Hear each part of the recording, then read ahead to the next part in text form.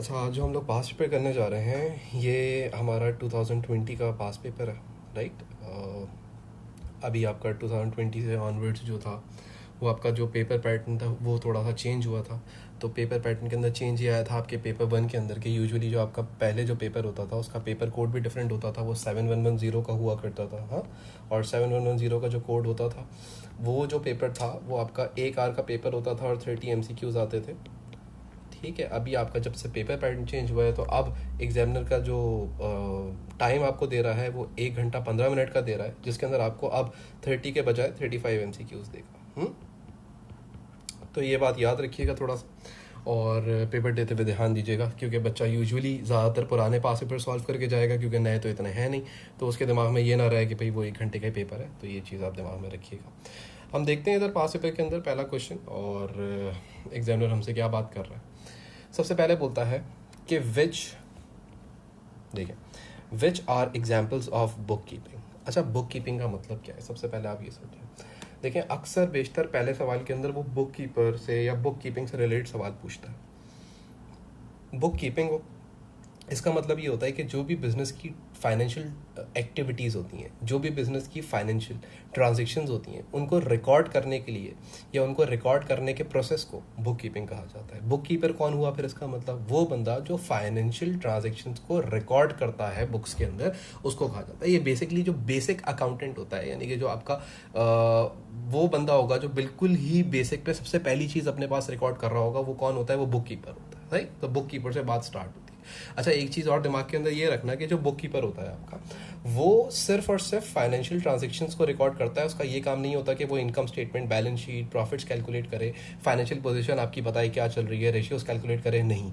उसका सीधा सीधा काम होता है कि पैसा आया तो रिकॉर्ड करेगा, सेल्स हुई तो रिकॉर्ड करेगा, परचेज हुई तो रिकॉर्ड करेगा, एक्सपेंस हुआ तो रिकॉर्ड करेगा, इनकम हुई तो रिकॉर्ड करेगा, यानी कि वो नॉर्मल फाइनेंशियल ट्रांजेक्शन्स को रिकॉर्ड करता रहेगा। अब वो बोलता है इधर सवाल के अंदर कि which are examples of book keeping. Book keeping की एग्जाम्पल्स क्या क्या है। तो भाई अगर आप देखें तो सबसे पहले लिखा हुआ है entering details of check receive from customers in cash book. Yes, तो ये बुक ऑफ प्राइमेंट्री के अंदर रिकॉर्डिंग कर रहा है, जाहिर सी बात है ये बुक कीपिंग का ही प्रोसेस है, एग्जाम्पल है बुक कीपिंग की, बिल्कुल सही बात समझ आती है।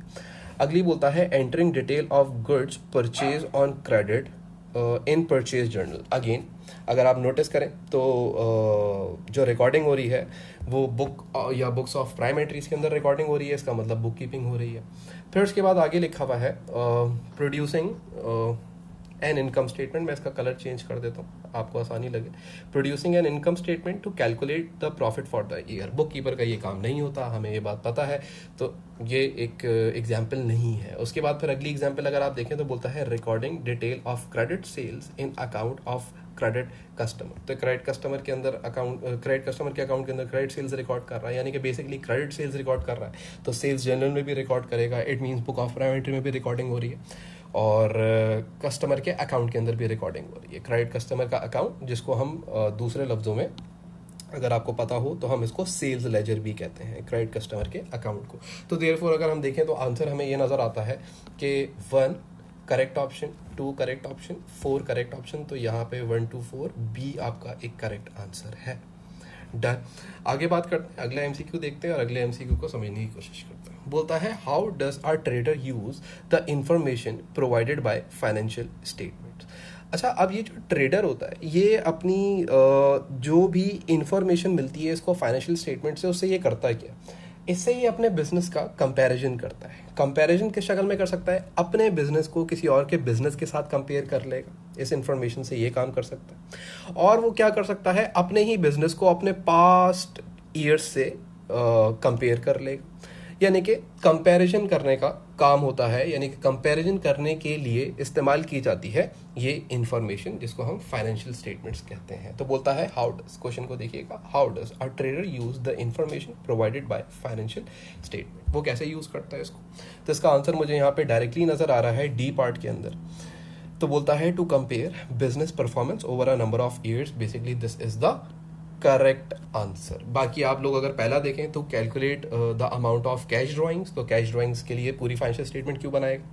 To calculate the amount that is owed by trade receivable, number 2 पे लिखा हुआ है, तो इसके लिए उसको फाइनेंशियल स्टेटमेंट नहीं बनानी पड़ेगी बल्कि सेल लेजर कंट्रोल अकाउंट बनाएगा, उससे पता लग जाएगा। और फिर to check the balance shown on bank statement, तो ये बैंक स्टेटमेंट के अंदर जो बैलेंस शो कर रहा है उसको अगर चेक करेगा तो फिर बैंक रिकन्सिलिएशन करेगा, हाँ कैश बुक देखेगा अपनी, तो उसको जो फाइनेंशियल स्टेटमेंट है वो किस लिए देखनी चाहिए या वो किस लिए देखता है? अपने बिजनेस को कंपेयर करता है अपने बिजनेस से दूसरे सेम नेचर के बिजनेस को, या फिर अपने ही बिजनेस को अपने पास्ट ईयर से कंपेयर कर रहा होता है कि भाई पिछले सालों में उसकी परफॉर्मेंस कैसी थी, अभी कैसी है, अच्छी है या बुरी है, बुरी है तो अच्छी कैसे की जाए, अच्छी है तो और बेहतर कैसे की जाए, सिंपल।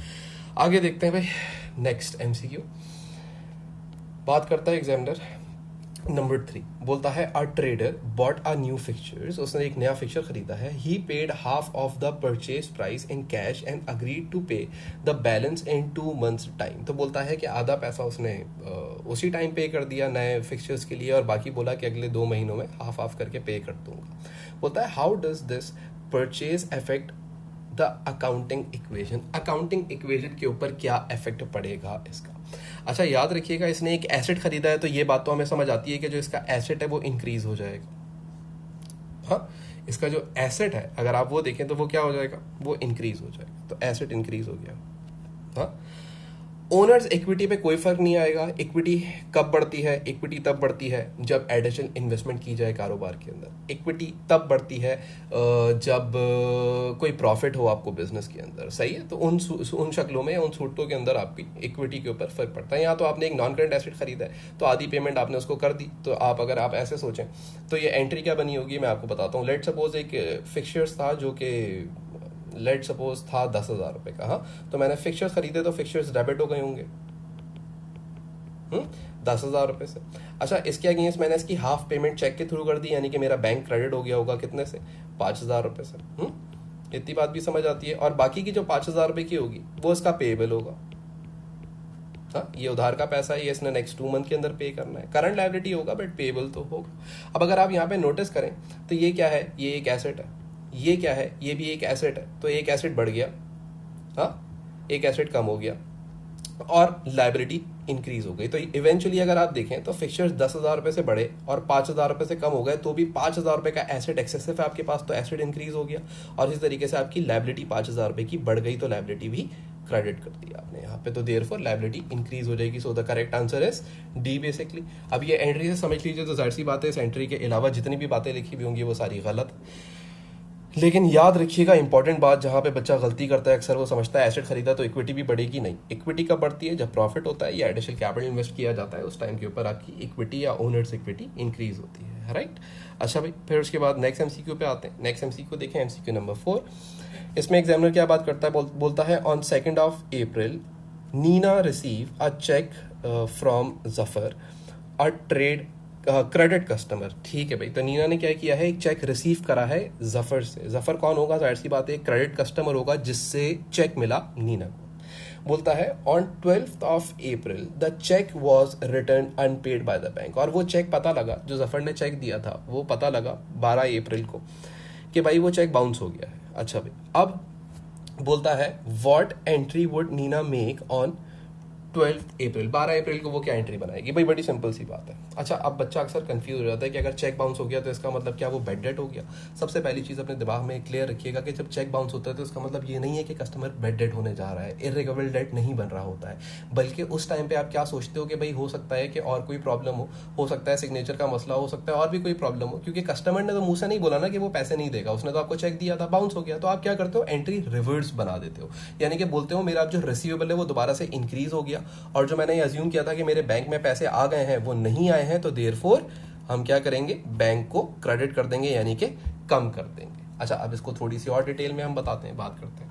लेट सपोज मैं आपको एग्जांपल देता हूं कि मैंने सेल करी थी जफर को, हाँ, ये सेल की एक एंट्री बनाता हूं। एग्जांपल ये है कि भाई मैंने सेल्स करी थी, तो जफर जो होगा यानी कि ट्रेड रिसीवेबल जो होगा वो डेबिट हो गया होगा जफर, राइट। 1000 की अमाउंट से, अमाउंट इसलिए लिख रहा हूँ ताकि आपको आसानी लगे। तो 1000 की अमाउंट से ट्रेड रिसीवेबल डेबिट हो गया होगा, हाँ, और सेल्स क्रेडिट हो गई होगी। ये आपकी पहली एंट्री बनी होगी जब आपने इसको उधार पे सामान बेचा होगा। फिर जफर भाई आए और उन्होंने आपको चेक दे दिया, तो आपने एंट्री बनाई होगी भाई चेक आ गया तो बैंक को डेबिट कर दो, तो आपने बैंक को डेबिट कर दिया होगा 1000 रुपये से, हाँ। और इसी तरीके से जो ट्रेड रिसीवेबल था उससे जो पैसा लेना था वो आपको मिल गया, तो जफर को आपने क्या कर दिया होगा, क्रेडिट कर दिया होगा। फिर उसके बाद क्या हुआ, फिर ये हुआ कि आपको पता लगा कि जो जफर का चेक है, हाँ, 1000 रुपये या $1000 का जो चेक है वो क्या हो गया, डिसऑनर हो गया, अनपेड रिटर्न आ गया आपके पास, वापस आ गया, बैंक ने बोला भाई ये चेक बाउंस हो गया। अच्छा, अब आप एंट्री क्या बनाओगे, आपने क्या अज्यूम कर लिया था कि जफर से पैसा आ गया, हाँ, बट एक्चुअल में क्या हुआ है, चेक बाउंस हो गया। तब आप इस एंट्री को क्या करते हो, इसको रिवर्स कर दोगे, यानी कि जफर को, यानी कि जो आपका ट्रेड रिसीवेबल है, हाँ, जफर जो है उसको आप 1000 रुपये से दोबारा डेबिट कर दोगे कि इससे मैंने पैसे लेने हैं, और जो आपने ऊपर एंट्री बनाई थी या पीछे जो आपने एंट्री बनाई थी बैंक को 1000 से डेबिट किया, तब आपने उसको क्या कर दिया, क्रेडिट कर दिया। तो आई होप ये आपको 100% बात समझ आ गई होगी। ये पूरा केस मैंने आपको यहाँ पे बना के समझा दिया है। Done, clear. आगे सुनिएगा जरा बात को। N is a trader. On 1st April, Cindy's account in N's ledger showed a credit balance of 520. अच्छा, अब ये बच्चा अक्सर ये जो लाइंस होती हैं इनको पढ़ के कंफ्यूज होता है। इसने सिंपल सी बात बोली है कि एन जो है वो एक ट्रेडर है। On 1st April Cindy's account in एन's लेजर, यानी कि एन के लेजर की बात हो रही है। अब आपने सोचना है कि आप एन हो या आप एन की अकाउंटिंग कर रहे हो। Showed a credit balance of 520, यानी कि इसका मतलब ये है कि इसका एक अकाउंट है, एन के पास एक अकाउंट है, हाँ। इस तरीके से आप ऐसे सोचें इसको कि एन क्या एक लेजर है। लेजर किसको कहा जाता है, टी अकाउंट को कहा जाता है। एन का एक लेजर है जिसका नाम क्या है, सिंडी। इसका बैलेंस शो हो रहा है 520 का, क्रेडिट बैलेंस शो हो रहा है 520 का, तो मैंने क्रेडिट साइड पे लिख दिया। इस बात का मतलब क्या है, इस बात का ये साफ मतलब है कि ये 520 रुपए एन ने देने हैं सिंडी को, यानी कि इसका मतलब ये हो गया कि एन क्या करती होगी, गुड्स परचेज करती होगी सिंडी से, हाँ। ये ट्रेडर तो है लेकिन ट्रेडर सिर्फ बेचता थोड़ी है सामान, किसी से खरीदता भी होगा। तो इसका मतलब पहली बात तो ये क्लियर हो गई कि एन जो है वो सामान परचेज करती होगी, वो सामान क्या करती होगी, परचेज करती होगी सिंडी से, हाँ। तो इसका मतलब आपने इस तरीके से सोचना है कि जो सिंडी है वो एक आपका पेएबल है, ट्रेड पेएबल है, क्योंकि आप इससे सामान खरीदते हैं। अच्छा भाई, अब आप कितना पैसा ओ करते थे, 520 रुपए, यानी कि एन ने सिंडी को कितना पैसा देना था, 520 रुपए देना था। बोलता है the following, the following transaction took place during the April. कुछ ट्रांजेक्शन हुई हैं। सबसे पहली हुई है एन रिटर्न गुड्स $32 सिंडी। एन ने क्या करा, $30 की जो गुड्स थी वो सिंडी को दे दी, राइट। और उसके बाद फिर 14 को क्या हुआ, Ann bought goods 210 from Cindy and paid in cash. अच्छा, अब इसने ये कैश के ऊपर सामान खरीदा है, तो इसका मतलब इस ट्रांजैक्शन के अंदर कोई चीज ओ नहीं करती एन, हाँ। इसने 210 रुपए का सामान खरीदा है और 210 रुपए कैश हाथ के हाथ सिंडी को दे दिए, तो इसकी कोई ट्रांजैक्शन यहाँ पे रिकॉर्ड नहीं की जाएगी, कोई पेएबल नहीं बना था, देयरफॉर यहाँ पे रिकॉर्ड नहीं होगी। डन। अच्छा भाई, अब सवाल क्या है, एग्जामिनर ये बोलता है कि which statement about the balance on Cindy's account in Ann's ledger at 30 April is correct, यानी कि मंथ के आखिर में कौन सी इंफॉर्मेशन करेक्ट है। तो भाई यहाँ पे आपको बहुत सारी चीजें दी हुई हैं। अगर आप देखें तो इस अकाउंट को अगर आप क्लोज कर लें तो इसका सीडी बैलेंस कितना बन रहा होगा, मेरे ख्याल से 490 बन जाएगा, और बीडी बैलेंस भी कितना बन जाएगा, 490 बन जाएगा। ये बीडी बैलेंस तुम्हें क्या बता रहा है यार, ये बीडी बैलेंस तुम्हें ये बता रहा है सिंपल सी बात कि एन ने कितना पैसा, एन ने कितना पैसा सिंडी को पे करना है, सिंपल, ठीक है। तो एन अभी कितना पैसा ओ करती है, एन करती है, एन ओस सिंडी $490, सिंपल सी बात है। तो अब हम यहाँ पे देख लेते हैं, यहाँ पे पहले ऑप्शन के अंदर ये आंसर लिखा हुआ है Ann owe Cindy 490, that's it, ठीक है, क्लियर हो गया। एक और भी है 490 वाली अमाउंट, यहाँ पे ये लिखा हुआ है कि सिंडी ओज, भाई सिंडी ओ नहीं करती, हाँ, एन ओ करती है। पैसा जिसने देना होता है वो ओ करता है, उसका उधार होता है, राइट। तो ये इसका जो करेक्ट आंसर है वो ए है, राइट। अच्छा भाई, आगे आ जाते हैं। आगे बोलता है नेक्स्ट क्वेश्चन के अंदर, goods bought on credit by Tumelo from Tebogo, अजीब अजीब से नाम है इनके, are returned before they are paid for. Tumilu keeps a full double entry system where will Tumilu record the return of goods. वो कहाँ पे रिकॉर्ड करेगा रिटर्न ऑफ गुड्स को? सबसे पहले आपने ये समझना है कि जो ये टुमिलो है ये टिबेगो से क्या कर रहा है, सामान खरीदता है या बेचता है? Goods bought on credit by Tumelo, यानी कि टुमिलो ने क्या करी हैं, गुड्स खरीदी हैं उधार पे, ठीक है। यानी कि इसका मतलब क्या है, ये बंदा क्या करता है, ये बंदा खरीदता है सामान, इसका मतलब ये क्लियर हो गया कि ये परचेजेस करता होगा। और ये किससे खरीदता है, ये खरीदता है टिबेगो से। इसका मतलब जो टिबेगो होगा वो क्या करता होगा, इसको सेल करता होगा। अब आपने किसके दिमाग से सोचना, वो बोलता है कि where will Tumelo record return of goods, कहाँ पे ये रिकॉर्ड करेगा। अच्छा, अब याद रखिएगा, जब गुड्स रिटर्न की जाती हैं, जब गुड्स वापस होती हैं तो एंट्री क्या बनती है। अब आपने ऐसे सोचना है, आप गुड्स रिटर्न कर रहे हैं, तो आप जब गुड्स रिटर्न करोगे मेरा बेटा, तो कैसे रिटर्न करोगे, आप एंट्री बनाओगे परचेज रिटर्न्स, क्रेडिट कर दोगे, अमाउंट कुछ भी हो सकती है, और डेबिट कर दोगे ट्रेड पेबल को। इस केस के अंदर ट्रेड पेबल कौन है, किसको पैसा देना होता था, टुमिलो को, टिबोगो जो भी इसका नाम है, इसको पैसा देना होता। तो ये एंट्री बनेगी। अब बोलता है ये कहाँ पे रिकॉर्ड करेगा, तो एंट्री हमें सामने नजर आ गई, परचेज रिटर्न्स। यूजुअली जो परचेज रिटर्न होती हैं, अब जरा देखिएगा, जो परचेज रिटर्न्स होती हैं ये कहाँ पे रिकॉर्ड की जाती हैं, यूजुअली जनरल लेजर में। और ये जो ट्रेड पेबल है इसका अकाउंट कहाँ पे रिकॉर्ड किया जाएगा, परचेज लेजर में। तो इन दो अकाउंट्स के अंदर ये रिकॉर्डिंग करेगा। तो सिंपल हमें आंसर मिल गया कि भाई ये इन जगहों पे रिकॉर्ड करेगा। तो सबसे पहली ऑप्शन अगर आप देखें तो बोलता है cash and cash book and sales ledger. नहीं, कैश का तो कोई जिक्र ही नहीं है ट्रांजैक्शन में, उधार का सामान वापस किया है। जनरल लेजर ओनली, सिर्फ जनरल लेजर में नहीं, क्योंकि डबल एंट्री बनेगी, तो ये भी गलत है। नीचे बोलता है जनरल लेजर, कलर चेंज कर देता हूँ समझाने के लिए, general ledger and purchase laser, yes ये करेक्ट आंसर है। तो इसका आंसर जो करेक्ट है वो सी है, जो कि करेक्ट आंसर है। और फिर सिर्फ परचेज लेजर ओनली, नहीं, सिंगल एंट्री थोड़ी बना रहा है, तो ये भी नहीं होगा आंसर। डन। उसके बाद आगे आ जाते हैं, नेक्स्ट क्वेश्चन देखते हैं। बोलता है भाई डेव, हाँ सवाल पढ़िएगा, Dave supplies goods to Peter on credit. अच्छा भाई, डेव क्या करता है, सप्लाई करता है गुड्स पीटर को। On 1 April Peter owed Dave 440, यानी कि पीटर कितने पैसे वो करता था डेव को, 440, यानी कि पीटर ने कितने पैसे पे करने थे डेव को, 440, यानी कि $440 पे करने थे। डेव सेंट और receive the following documents in April. फिर डेव ने कुछ डॉक्यूमेंट सेंड किए हैं और कुछ डॉक्यूमेंट्स रिसीव करे हैं। तो अगर आप डॉक्यूमेंट देखें तो 7 अप्रैल को एक इनवॉइस भेजी होगी डेव ने 360 की। इसका मतलब डेव ने मजीद सामान जो है वो क्या करा है, सप्लाई किया है पीटर को, यानी कि डेव ने सेल करी है और पीटर ने परचेज करी।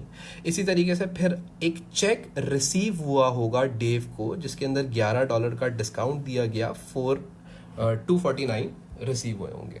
ठीक है, ये बैंक के अंदर पैसा आया होगा, इतना पैसा बैंक के अंदर आया होगा और बाकी क्या होगा, डिस्काउंट हो गया होगा। सिंपल है।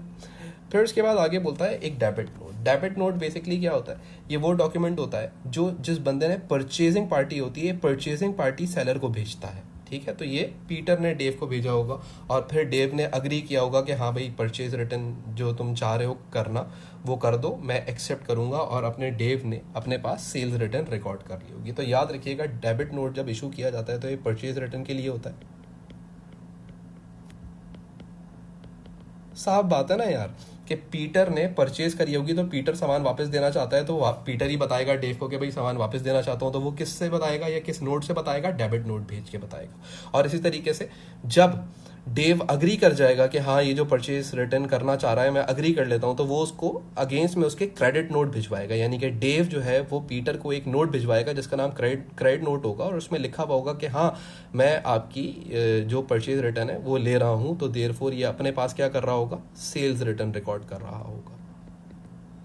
ठीक है, अब मैं आपको अगर बड़ी सिंपल सी बात बता दूं, तो एग्जामिनर ने आपसे नीचे क्या पूछा, बोलता है what was the closing balance on statement of account. Statement of account का मतलब क्या होता है, ये स्टेटमेंट ऑफ अकाउंट भी एक सोर्स डॉक्यूमेंट है ना। स्टेटमेंट ऑफ अकाउंट ये बताता है आपको कि आप के कस्टमर का कितना पैसा अभी भी आउटस्टैंडिंग है, यानी कि डेव हर मंथ के आखिर में पीटर को स्टेटमेंट ऑफ अकाउंट भेजा करता है और उस स्टेटमेंट ऑफ अकाउंट में लिखा हुआ होता है कि भाई पीटर भाई आप अभी इतने पैसे ओ करते हो, इतने पैसे आपने मुझे पे करने हैं, उनको रिमाइंड कराने के लिए ये स्टेटमेंट ऑफ अकाउंट भेजी जाती है कि पूरे मंथ में आपने ये ट्रांजेक्शन्स करी हैं और आप इतना पैसा ओ करते हो। कौन भेजेगा, याद रखिएगा जो सेलिंग पार्टी होती है, हाँ जो सेलर होता है। किसको भेजेगा, बायर को भेजेगा।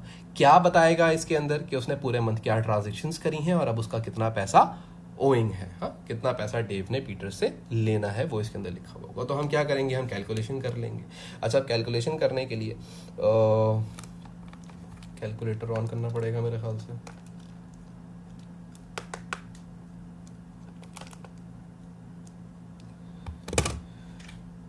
ये वाला तो नहीं चल रहा, चलो इस पे खोलते हैं। तो सबसे पहले अगर आप देखें तो 440 ओइंग अमाउंट था, मैंने अपने कैलकुलेटर पे लिख लिया, आप भी लिख लें 440। फिर आपने मजीद सामान बेच दिया था 360 का, तो ऐड कर लीजिए 360। फिर उसके बाद इसने आपको कुछ पेमेंट कर दी थी। अच्छा इसने जो पेमेंट करी थी वो 429 की पेमेंट करी थी, लेकिन ओवरऑल जो टोटल आपका उधार कम हुआ वो कितने से कम हुआ होगा, 429 प्लस 11 से। तो मैं अगर इसको अलग से कर लूँ तो ये 440 बन जाएगा। ये 440 की इसने पेमेंट कर दी होगी आपको। पेमेंट इसने बेसिकली तो 249 वो 429 की करी, लेकिन $11 का डिस्काउंट भी दे दिया ना, आप ही ने उसको इजाज़त दी ना, तो आप अपना पूरा 440 का रिसीवेबल ख़त्म कर देंगे। और उसके बाद फिर इसने एक रिटर्न भी करी थी $50 की, तो वो एक रिटर्न भी आप रिकॉर्ड करेंगे अपने पास, सेल्स रिटर्न, राइट। तो ये सेल्स रिटर्न रिकॉर्ड हो जाएगी, ये भी माइनस हो जाएगी, तो आपको पता लग जाएगा आपका रिमेनिंग बैलेंस कितना है। अच्छा आप चाहें तो इसको अकाउंट बना के भी कर सकते हैं, चाहें तो ऐसे डायरेक्टली भी कर सकते हैं। माइनस इसमें से कर देंगे 440, फिर इसमें से माइनस कर देंगे 50। तो मेरे पास जो आंसर आ रहा है वो इसका आंसर आ रहा है बी 310। तो 310 जो अमाउंट है वो शो हो रही होगी डेव के अकाउंट्स के अंदर कि इतना पैसा इसने पीटर से लेना है, और यही अमाउंट ये भिजवाएगा पीटर के घर पे स्टेटमेंट ऑफ अकाउंट के ऊपर लिख के। सो ये मेरे ख्याल से आपको बहुत अच्छे से क्लियर हो गया होगा एमसीक्यू। ये बात बस एक चीज़ याद रखिएगा, ये 2 दफ़ा 50 को रिकॉर्ड मत कर दीजिएगा। ये सेम बात है, एक जगह परचेज रिटर्न हुई तो दूसरी जगह सेल रिटर्न हो रही होगी, और आप डेव हैं तो आपने सेल रिटर्न रिकॉर्ड करनी है। आपने तो कोई परचेज रिटर्न नहीं करी ना किसी और को, आपने तो पीटर का सामान वापस लिया, तो पीटर को आपने पहले बेचा होगा, यानी कि सामान बेच दिया होगा। तो जब आपने बेचा होगा, ये जो 360 का आपने बेचा था सामान, तो आज वो सामान 360 में से $50 का वापस आ गया, तो माइनस कर लोगे, सिंपल सी बात है। तो ये आपके पास आंसर आ जाएगा, राइट। आगे बढ़ते हैं, अगला एमसीक्यू देखिएगा। बोलता है a business sold goods with a list price of $50 each, यानी कि लिस्ट प्राइस क्या होती है, वो प्राइस होती है जो शॉप के ऊपर प्रोडक्ट के ऊपर लगी हुई होती है। $50 का एक यूनिट होता था इनके पास। बोलता था द टर्म्स ऑफ ट्रेड वर, अब इन्होंने कुछ ट्रेडिंग करी है और उन ट्रेडिंग की टर्म्स को अगर आप देखें तो बोलता है trade discount for more than 20 items bought $10। बोल रहा है अगर आप 20 से ज़्यादा आइटम खरीदेंगे तो आपको ट्रेड डिस्काउंट मिलेगा $10 का, पहली चीज़। दूसरी चीज़ अगर आप देखें तो यहाँ पे लिखा हुआ है cash discount if customer page with in 30 days. तो ये इनकी दूसरी टर्म है कि अगर कस्टमर 30 दिन के अंदर पेमेंट कर दे तो 4% का मजीद डिस्काउंट मिल जाएगा। बोलता है how much was received in full settlement from a customer who bought 25 items and paid after 35 days. बोल रहा है कि बताइए how much was receive in full settlement, कितना पैसा रिसीव हुआ होगा फ्रॉम अ कस्टमर जिसको आपने 25 यूनिट्स यानी कि 25 आइटम बेचे हैं, एंड उसने पे कब करा है 35 डेज में, यानी कि उसने 30 दिन के बाद पेमेंट करा है, तो ये वाला डिस्काउंट तो उसको नहीं मिलने वाला। लेकिन उसने मोर देन 20 आइटम्स खरीदे हैं, तो देयरफॉर उसको क्या मिलेगा, ट्रेड डिस्काउंट तो मिलेगा। तो अब हम ये देखते हैं कि इसने एक यूनिट कितने का बेचता था, $50 का बेचता था। कितने यूनिट बेचे इसने, 25 यूनिट्स बेचे। तो हम पहले क्या करेंगे, पहले हम ये कैलकुलेट कर लेंगे।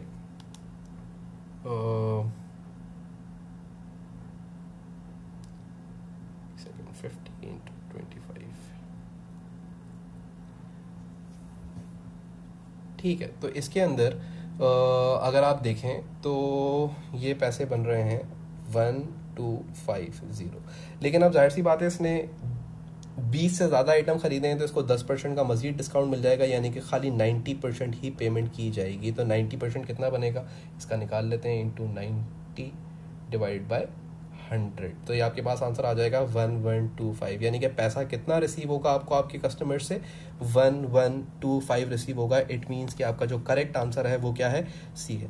अच्छा, अब आप लोग पता है क्या करते हो, पेपर में आप लोग ना थोड़ा सा अपने आप को ज़्यादा स्मार्ट समझना शुरू हो जाते हो। मुझे पता है, मैं यकीन से कह सकता हूँ बहुत ऐसे बच्चे होंगे जिन्होंने क्या किया होगा, उन्होंने देखा होगा कि यार 20 से ऊपर आइटम के ऊपर 10% का डिस्काउंट है ना, तो उन्होंने बोला होगा 25 बिके हैं तो 10 की अलग सॉरी 20 की अलग वर्किंग करी होगी। हाँ, 20 के ऊपर उन्होंने 10% का ट्रेड डिस्काउंट नहीं लगाया होगा, और बाकी जो 5 यूनिट है, एक्सेसिव यूनिट है, उसके ऊपर 10% का डिस्काउंट लगा के और सवाल को सॉल्व करके दिया होगा। देखना उससे भी कोई ना कोई आंसर बन रहा होगा। लेकिन मुझे सिर्फ इतनी बात आपको क्लियर करनी है कि याद रखिएगा, ट्रेड डिस्काउंट का मतलब ये नहीं होता कि इससे ऊपर खरीदोगे तो खाली उन यूनिट से मिलेगा, बल्कि अगर तुम 20 से ज्यादा आइटम खरीदते हो तो जितने भी आइटम तुम खरीदोगे उन तमाम आइटम्स पे 10% का ट्रेड डिस्काउंट मिलेगा। So this is the correct working जो मैंने ऊपर आपको करके दिखाई है। ये वाली हरकत मत करिएगा, खुदा का वास्ता मत करिएगा, वरना आपके साथ एग्जामिनर अच्छा नहीं करेगा। अच्छा भाई, आगे बात करते हैं। आगे बोलता है नेक्स्ट क्वेश्चन,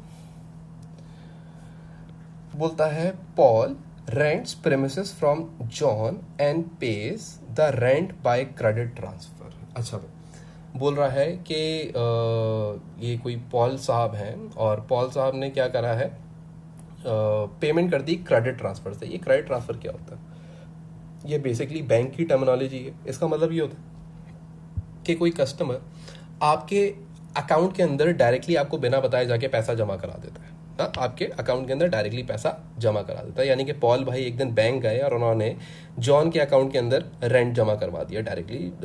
पॉल को नहीं बताया, इन्होंने बोला यार पैसे तो जमा हो गए ना, बस खैर, तो नहीं बताया होगा। तो अब वो ये कहता है एग्जामिनर कि how would John record this. अब ये जॉन कैसे रिकॉर्ड करेगा, याद रखिएगा कि जॉन के बैंक में पैसा आया है। हाँ, तो इसका मतलब पहले ही मुझे नजर आ रहा है कि बैंक की ट्रांजैक्शन एक ही नजर आ रही है मुझे, यूजुअली हो सकता है दो भी हो, लेकिन एंट्री क्या बनी होगी, बैंक में पैसा आ गया तो जॉन बोलेगा बैंक डेबिट हो गया, और जो रेंट रिसीवेबल था, जो रेंट लेना था इसने पॉल से, वो इसको मिल चुका, तो जो रिसीवेबल है वो खत्म हो जाएगा, यानी कि क्रेडिट हो जाएगा। तो रेंट रिसीवेबल का अकाउंट क्रेडिट कर दिया इसने। सिंपल ए आंसर होगा इसका, बाकी तो किसी को देखने की जरूरत है ही नहीं। ठीक है, दूसरे में कैश डेबिट हो रहा है, लेकिन कैश डेबिट होने का मतलब क्या है, क्रेडिट ट्रांसफर, बैंक में डायरेक्टली पैसा जमा करा दिया उसको बिना इन्फॉर्म करे, तो ये तो आंसर ही नहीं हो सकता। और बाकी यहाँ पे तो बैंक और कैश क्रेडिट हो रहे हैं, तो भाई पैसा आया है, गया थोड़ी है। असल में एग्जामिनर पता है क्या देखना चाह रहा होगा, बच्चे को क्रेडिट ट्रांसफर की टर्मिनोलॉजी का मतलब पता है या नहीं पता।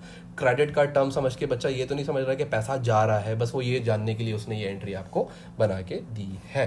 डन, आगे आ जाइए, नेक्स्ट MCQ। कोई सीता है या जो भी हैं सीता हैं, जैसे पढ़ लें आप इनको।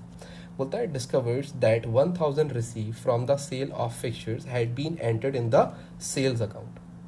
बोल रहा है कि भाई इन्होंने $1000 का फिक्चर्स जो है वो सेल करे थे, और $1000 के फिक्चर्स सेल करने के बाद इन्होंने इसको सेल्स अकाउंट में रिकॉर्ड कर लिया। यानी कि बेसिकली अगर आप देखें तो ये एरर ऑफ प्रिंसिपल है, यानी कि एक कैपिटल इनकम को एक रेवेन्यू इनकम ट्रीट कर दिया गया, क्योंकि आपने सेल ऑफ फिक्चर्स करी थी, कैपिटल इनकम है, लेकिन आपने उसको सेल्स रिकॉर्ड कर दिया तो रेवेन्यू इनकम मान लिया। हाँ, ये कैपिटल इनकम है, ये क्या है, कैपिटल इनकम है, जो कि बैलेंस शीट के अंदर रिकॉर्ड होनी चाहिए, बैंक अकाउंट में होनी चाहिए, लेकिन इन्होंने इसको कहाँ रिकॉर्ड कर दिया, सेल्स में रिकॉर्ड कर दिया, यानी कि एक रेवेन्यू इनकम ट्रीट कर लिया। हाँ, तो ये इसने गलती कर दी। अब एग्जामिनर बोलता है आपसे कि which journal entry correct this error, कौन सी जर्नल एंट्री है जो इस एरर को क्या कर देगी, करेक्ट कर देगी। अच्छा, अब यूजुअली इसने सेल्स रिकॉर्ड कर लिया किसी चीज को, तो सेल्स को रिवर्स करेगा तो सेल्स तो डेबिट करेगा, तो सेल्स क्या हो जाएंगी, सेल्स डेबिट हो जाती हैं, और जो डिस्पोजल होता है फिक्स एसेट का, क्योंकि एसेट आपके पास से जा चुका है। अब इधर फिक्स एसेट लिखने के बजाय मैं इसका नाम लिख देता हूँ, फिक्चर्स नाम है तो फिक्चर्स लिख देते हैं, उसको क्रेडिट करेंगे। राइट, ये एंट्री बनेगी इस एरर को सही करने के लिए। सेल्स को वापस रिवर्स करके डेबिट कर दिया, जो कि सेल्स आपने ट्रीट कर दिया था, और एसेट को क्रेडिट कर दिया क्योंकि एसेट जा चुका है, बैलेंस शीट के ऊपर इफेक्ट आना चाहिए था।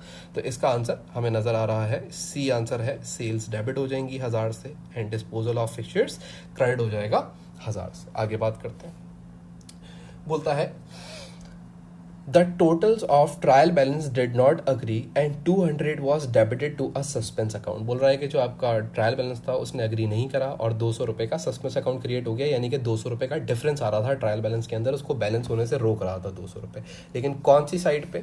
200 रुपए on the was debited to a suspense account. इसका मतलब ट्रायल बैलेंस की डेबिट साइड 200 रुपए से शॉर्ट थी। इसका मतलब ये होता है, अगर ये क्रेडिट बैलेंस लिखा हुआ होता या क्रेडिट टू सस्पेंस अकाउंट लिखा हुआ होता तो इसका मतलब होता 200 रुपए से ट्रायल बैलेंस की क्रेडिट साइड शॉर्ट थी। लेकिन इस वक्त इसने डेबिटेड लिखा हुआ है, डेबिटेड टू सस्पेंस अकाउंट। इसका मतलब क्या हुआ कि ट्रायल बैलेंस में 200 रुपए डेबिट साइड पे कम थे, शॉर्ट थे।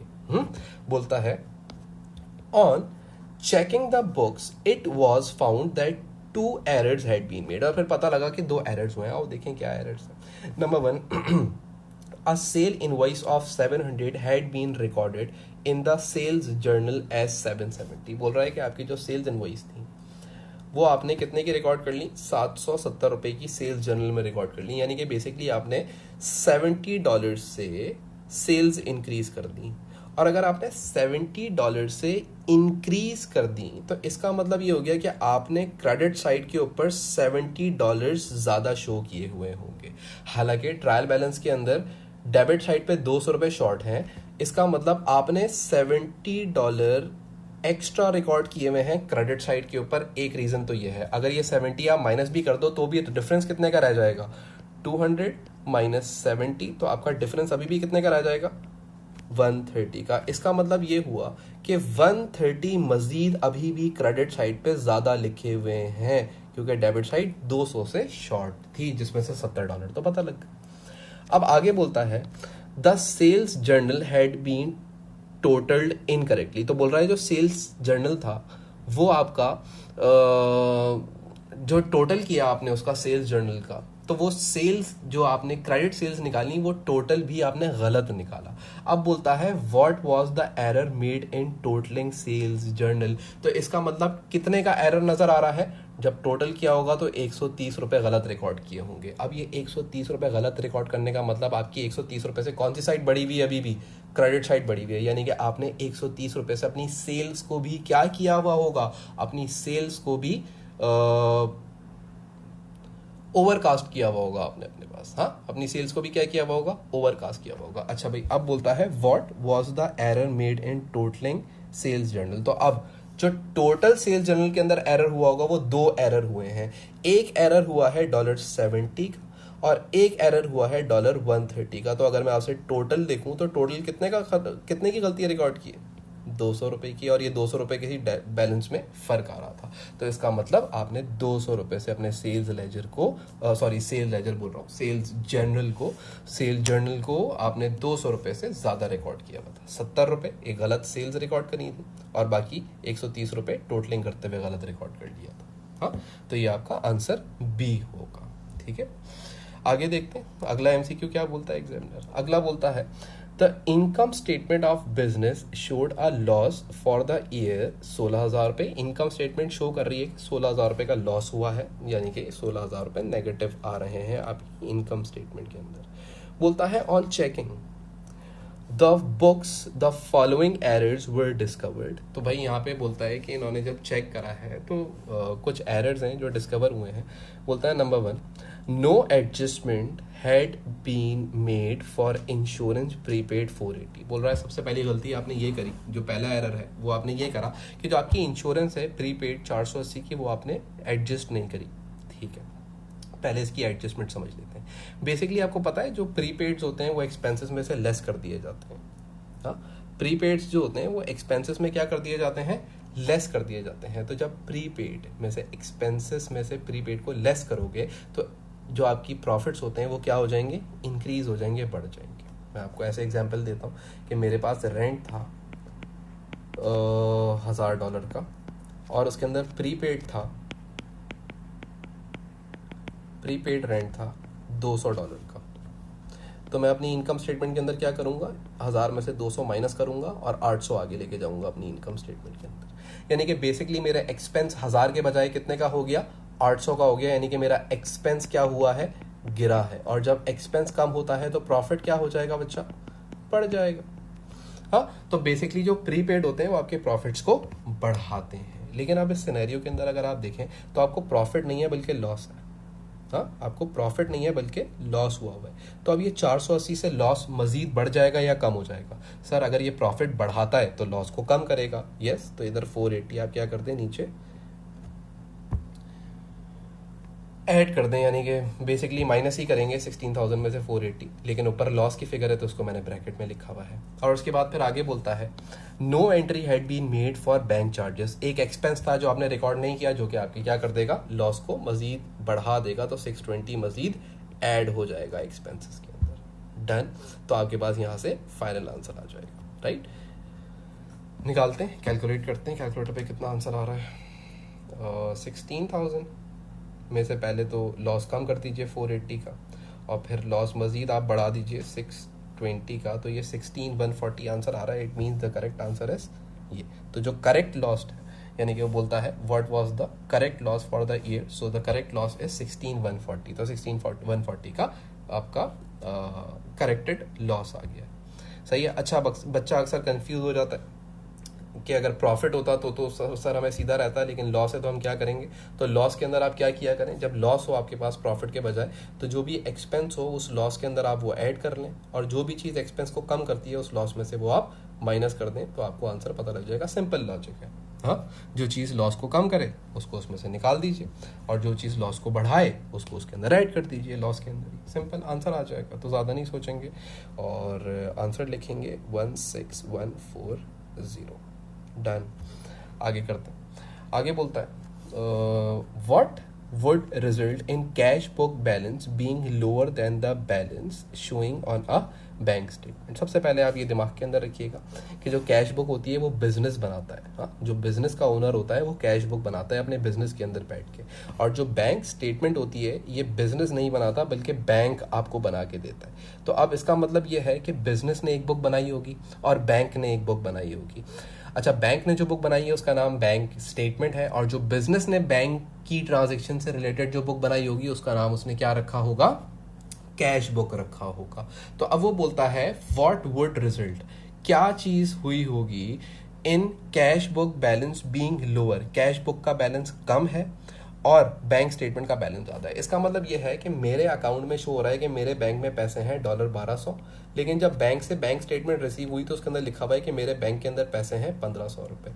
तो मेरे बैंक में ज़्यादा पैसे क्यों हैं, क्या रीज़न हो सकता है, वो कुछ नीचे उसने बातें लिखी हैं और फिर वो पूछ रहा है कि भाई रीज़न आप मुझे बता दीजिए। सबसे पहले बोलता है a cheque receive from customer was not recorded in the bank statement. अगर कस्टमर का चेक रिसीव हुआ और बैंक के अंदर रिकॉर्ड नहीं हुआ हुआ होगा तो बैंक का स्टेटमेंट बढ़ा हुआ कैसे होगा, हाँ, बैंक का बैलेंस बढ़ा हुआ कैसे होगा। तो ये बात तो गलत हो गई। उसके बाद फिर आगे देखें तो बोलता है a customer's cheque dishonoured by the bank appeared only in the bank statement. अच्छा, अगर किसी कस्टमर का चेक डिसऑनर हो जाता है तो भी आपने अपने पास तो रिकॉर्ड किया हुआ था कि उसके पैसे आ गए हैं, बैंक के पास वो पैसे कम हो गए होंगे, तो इसका मतलब बैंक का बैलेंस कम शो होना चाहिए, ज्यादा शो नहीं होना चाहिए इस केस के अंदर। तो देयरफॉर ये बात भी गलत है। फिर उसके बाद बोलता है payment by customer directly into the bank was not recorded in the cash book. Yes, एक कस्टमर ने डायरेक्टली तुम्हारे बैंक में पैसा जमा करा दिया, तुम्हें नहीं बताया, तो तुमने अपनी कैश बुक में तो उसको रिकॉर्ड नहीं किया हुआ था, लेकिन बैंक में नजर आ रहा है कि वो पैसे आ चुके हैं। वो $300 उसने एक्सेसिव जमा करवाए थे, तो वो आपके बैंक के अंदर तो शो हो रहे हैं, रिफ्लेक्ट हो रहे हैं 1500 की अमाउंट के अंदर, लेकिन आपने उसको रिकॉर्ड नहीं किया हुआ था, देयरफॉर आपका बैलेंस 1200 रुपये का शो हो रहा है। Yes, this is the correct answer. But अगला भी आप पढ़ ही लेते हैं। मैं इसका कलर चेंज करूँ क्योंकि ये करेक्ट आंसर है, आपको आसानी रहे। डन। और उसके बाद फिर नेक्स्ट बोलता है payment of insurance bye standing order was not recorded in the cash book. Again payment है, अगर ये पेमेंट हो भी गई होती तो बैंक का बैलेंस कम शो हो रहा होता और आपका बैलेंस ज्यादा शो हो रहा होता, तो देयरफॉर ये भी गलत आंसर है।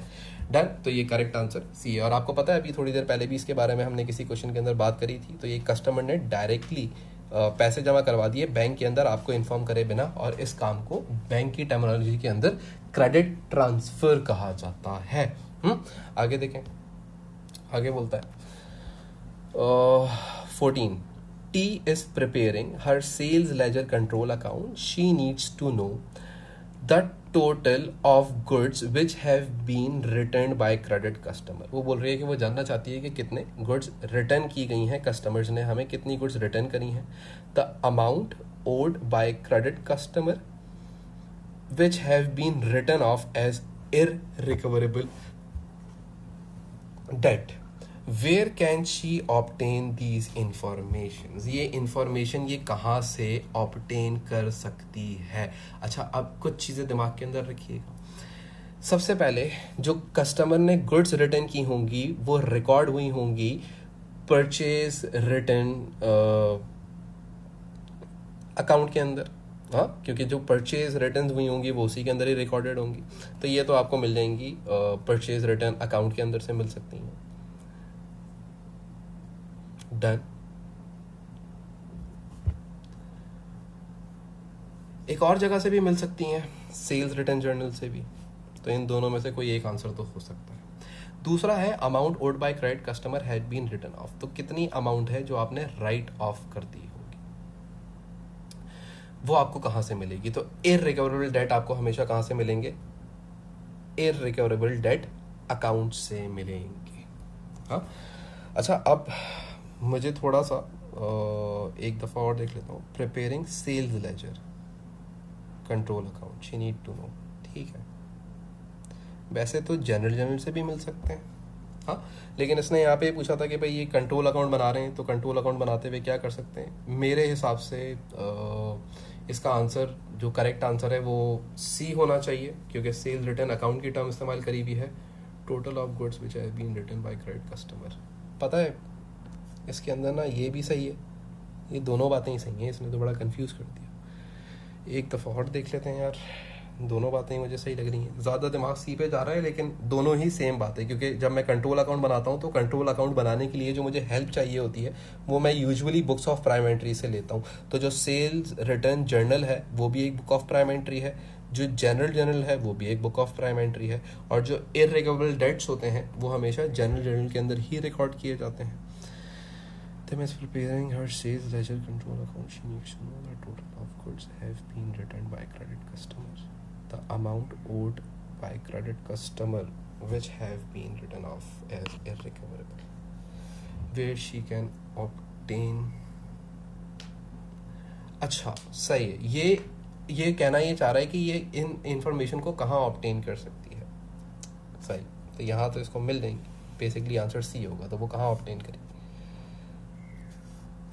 इन अकाउंट्स के अंदर करेगी, सेल रिटर्न अकाउंट के अंदर और इररिकवरेबल डेट अकाउंट के अंदर रिकॉर्ड करेगी। ठीक है, तो इसका आंसर सी ही है, ऑब्टेन करने की बात कर रहे हैं। सही। अच्छा, आगे देखते हैं नेक्स्ट एमसीक्यू। नेक्स्ट एमसीक्यू के अंदर बोलता है the following payments were made when a new machine was purchase. तो भाई इन्होंने एक नई मशीन खरीदी है, मशीन की कॉस्ट है 32,000, चार्ज फॉर डिलीवरिंग है 1800, इंश्योरेंस है 2000 and wages of employees installing the machine 1300। How much was the capital expenditure. तो capital expenditure purchase of asset और उसको परचेज करने के खर्चे को कहा जाता है। तो एक जो खरीदा वो खर्चा, उसको डिलीवर करवाओगे वो खर्चा, जो उसको इंस्टॉल करवाओगे वो खर्चा, ये कैपिटल एक्सपेंडिचर्स है। हाँ, ये एक दफ़ा के खर्चे हैं, ये बार बार खर्चे नहीं आने वाले, ये एक दफ़ा के खर्चे हैं। ये एसेट की कॉस्ट में शामिल किए जाते हैं। And insurance of machine is revenue expenditure. तो रेवेन्यू एक्सपेंडिचर डेली के खर्चों को कहा जाता है। तो कैपिटल एक्सपेंडिचर क्या है, इन सबको हम आपस में ऐड कर लेंगे। तो भाई ऐड करते हैं 32,000 32,000 राइट, प्लस 1800 प्लस 1300। ठीक है, तो 35,100, यानी कि सी आंसर है $35,100 is the correct answer. Done. अच्छा भाई, याद रखिएगा, इंश्योरेंस हो गया, रिपेयर्स हो गया, ये तमाम चीज़ें आप इनकम स्टेटमेंट में लिखते आए हैं। जो चीज़ें, जो एक्सपेंसेस इनकम स्टेटमेंट में लिखते हो वो सारे रेवेन्यू एक्सपेंडिचर्स होते हैं। आगे बोलता है a non current asset was depreciated eight the end of first year of ownership using straight line method based on the following information. Cost है 20,000 रुपये की, वर्किंग लाइफ है 4 साल की, रेजिडुअल वैल्यू है 4,000 रुपये की। ठीक है, तो बोल रहा है कि इन्होंने पहले साल जो है वो स्ट्रेट लाइन के थ्रू एसेट को डेप्रिशिएट करा। इट वॉज फाउंड देन, या it was then found that the reducing balance method at 30% per annum should have been used. उन्होंने ये पता लगा बाद में कि यार हमने स्ट्रेट लाइन मेथड लगा दिया, लेकिन असल में स्ट्रेट लाइन नहीं लगाना था, बल्कि स्ट्रेट लाइन की जगह रिड्यूसिंग बैलेंस मेथड लगाना था. तो अब क्या करें? अब एग्जामिनर बोलता है What was the effect on the profit for the year of correcting this error? अगर हम इस एरर को करेक्ट करें तो प्रॉफिट बढ़ जाएगा या कम हो जाएगा. सबसे पहले तो आप ये देखो कि स्ट्रेट लाइन के थ्रू SLM के थ्रू डेप्रिसिएशन इन्होंने लगाई कितनी होगी. 20,000 कॉस्ट में से माइनस करते हो स्क्रैप वैल्यू, दैट इज 4,000, तो 16,000 डिवाइडेड बाय 4, तो ये आ जाएगा मेरे ख्याल से 4,000. तो इन्होंने डेप्रिसिएशन कितने की चार्ज कर दी? 4,000 रुपये की. लेकिन RBM के थ्रू अगर हम डेप्रिसिएशन कैलकुलेट करें तो कितने की होनी चाहिए थी? 20,000 का एसेट था, उसके ऊपर आपको लगा देनी चाहिए थी 30%, तो ये हो जाएगा 6,000. यानी कि बेसिकली इनको क्या करना था? 6,000 का डेप्रिसिएशन लगाना था. इन्होंने लगा कितने का दिया है? 4,000 का डेप्रिसिएशन लगा दिया. तो अब 4,000 की डेप्रिसिएशन को जब इन्हें 6,000 का करना होगा तो इसके अंदर क्या कर देंगे? ये 2,000 रुपये ऐड कर देंगे. अगर ये 2,000 रुपये ऐड करेंगे तो इनकी डेप्रिसिएशन कितने की बन जाएगी? 6,000 की बन जाएगी. अच्छा, अब जब ये करेक्ट प्रॉफिट निकालेंगे तो प्रॉफिट क्या हो जाएगा? बढ़ जाएगा या कम हो जाएगा? तो आपने ऐसे देखना है कि एक्सपेंस 4,000 का रिकॉर्ड किया था, एक्सपेंस 6,000 का रिकॉर्ड करना चाहिए. तो 2,000 से एक्सपेंसेस बढ़ा रहे हो. जब तुम 2,000 से एक्सपेंसेस बढ़ाओगे तो फिर जो तुम्हारा प्रॉफिट है वो भी 2,000 रुपये से क्या हो जाएगा? डिक्रीज हो जाएगा. बच्चा अक्सर बोलेगा सर एक्सपेंस तो 6,000 का है, तो प्रॉफिट तो 6,000 से डिक्रीज होना चाहिए. तो भाई 6,000 में से 4,000 तो तुम ऑलरेडी SLM के थ्रू रिकॉर्ड कर चुके थे ना, तो अब रिमेनिंग वैल्यू खाली रिकॉर्ड करोगे ना, और वो कितनी रिकॉर्ड करोगे? 2,000. तो 2,000 रुपये से तुम्हारा मजीद प्रॉफिट गिर जाएगा. बोल रहा है कि what was the effect on the profit for the year of correcting this error. अगर मैं करेक्ट करूंगा 4,000 को 6,000 बनाऊंगा तो 2,000 से मजीद प्रॉफिट गिरा दूंगा. बस सिंपल सी बात है. ठीक है. अच्छा भाई आगे देखें. आगे बोलता है E purchased a motor vehicle costing 8,000 on 1 January 2018. याद रखिएगा डेट का जिक्र आए तो ध्यान देना है. 1 जनवरी 2018 को इन्होंने ये खरीदी थी, क्या कहते हैं, जो भी है यार, मोटर व्हीकल. हाँ, आगे बोलता है it is depreciated 40% on reducing balance method. बोलता है 40% से डेप्रिशिएट होती है रिड्यूसिंग बैलेंस मेथड से. What journal entry records the depreciation for the year ended 31 December 2019? यानी कि दूसरे साल की डेप्रिसिएशन कैलकुलेट करने को बोल रहा है. तो दूसरे साल की डेप्रिसिएशन तुम कैसे कैलकुलेट करोगे? पहले हम ईयर 1 की डेप्रिसिएशन कैलकुलेट करते हैं. तो ईयर 1 RBM है, बस ये बात याद रखिएगा. तो नेटबुक वैल्यू में परसेंटेज लगेगी. पहले साल एसेट जो खरीदा था वो 8,000 का था, तो 8,000 रुपये के ऊपर उन्होंने लगा दिया कितना? 40%. मेरे ख्याल से 3,200 होना चाहिए, लेकिन एहतियातन कर लेते हैं कैलकुलेटर पे. 8,000 मल्टीप्लाई बाय, ठीक है, तो 3,200 का डेप्रिसिएशन आया पहले साल का. अब दूसरे साल का आपने कैलकुलेट करना है, तो आप क्या करेंगे? पहले 8,000 में से पिछले साल की डेप्रिसिएशन माइनस कर देंगे, एक नई नेटबुक वैल्यू आ जाएगी. तो वो नई नेटबुक वैल्यू कितनी आ रही है? -8,000. 4,800 पे आप लगा देंगे 40%.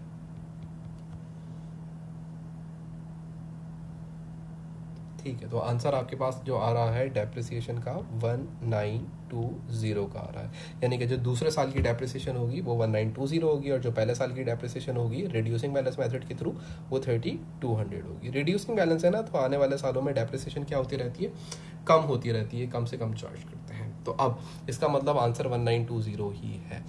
अच्छा भाई, अब याद रखिएगा जो डेप्रिसिएशन होती है, जब आप उसको साल के आखिर में अपनी बुक्स के अंदर रिकॉर्ड करते हैं तो डेप्रिसिएशन एक एक्सपेंस है, तो इनकम स्टेटमेंट डेबिट हो जाती है. तो इनकम स्टेटमेंट डेबिट कर दी जाएगी 1920 से, एंड PFD या प्रोविजन फॉर डेप्रिसिएशन क्रेडिट कर दिया जाएगा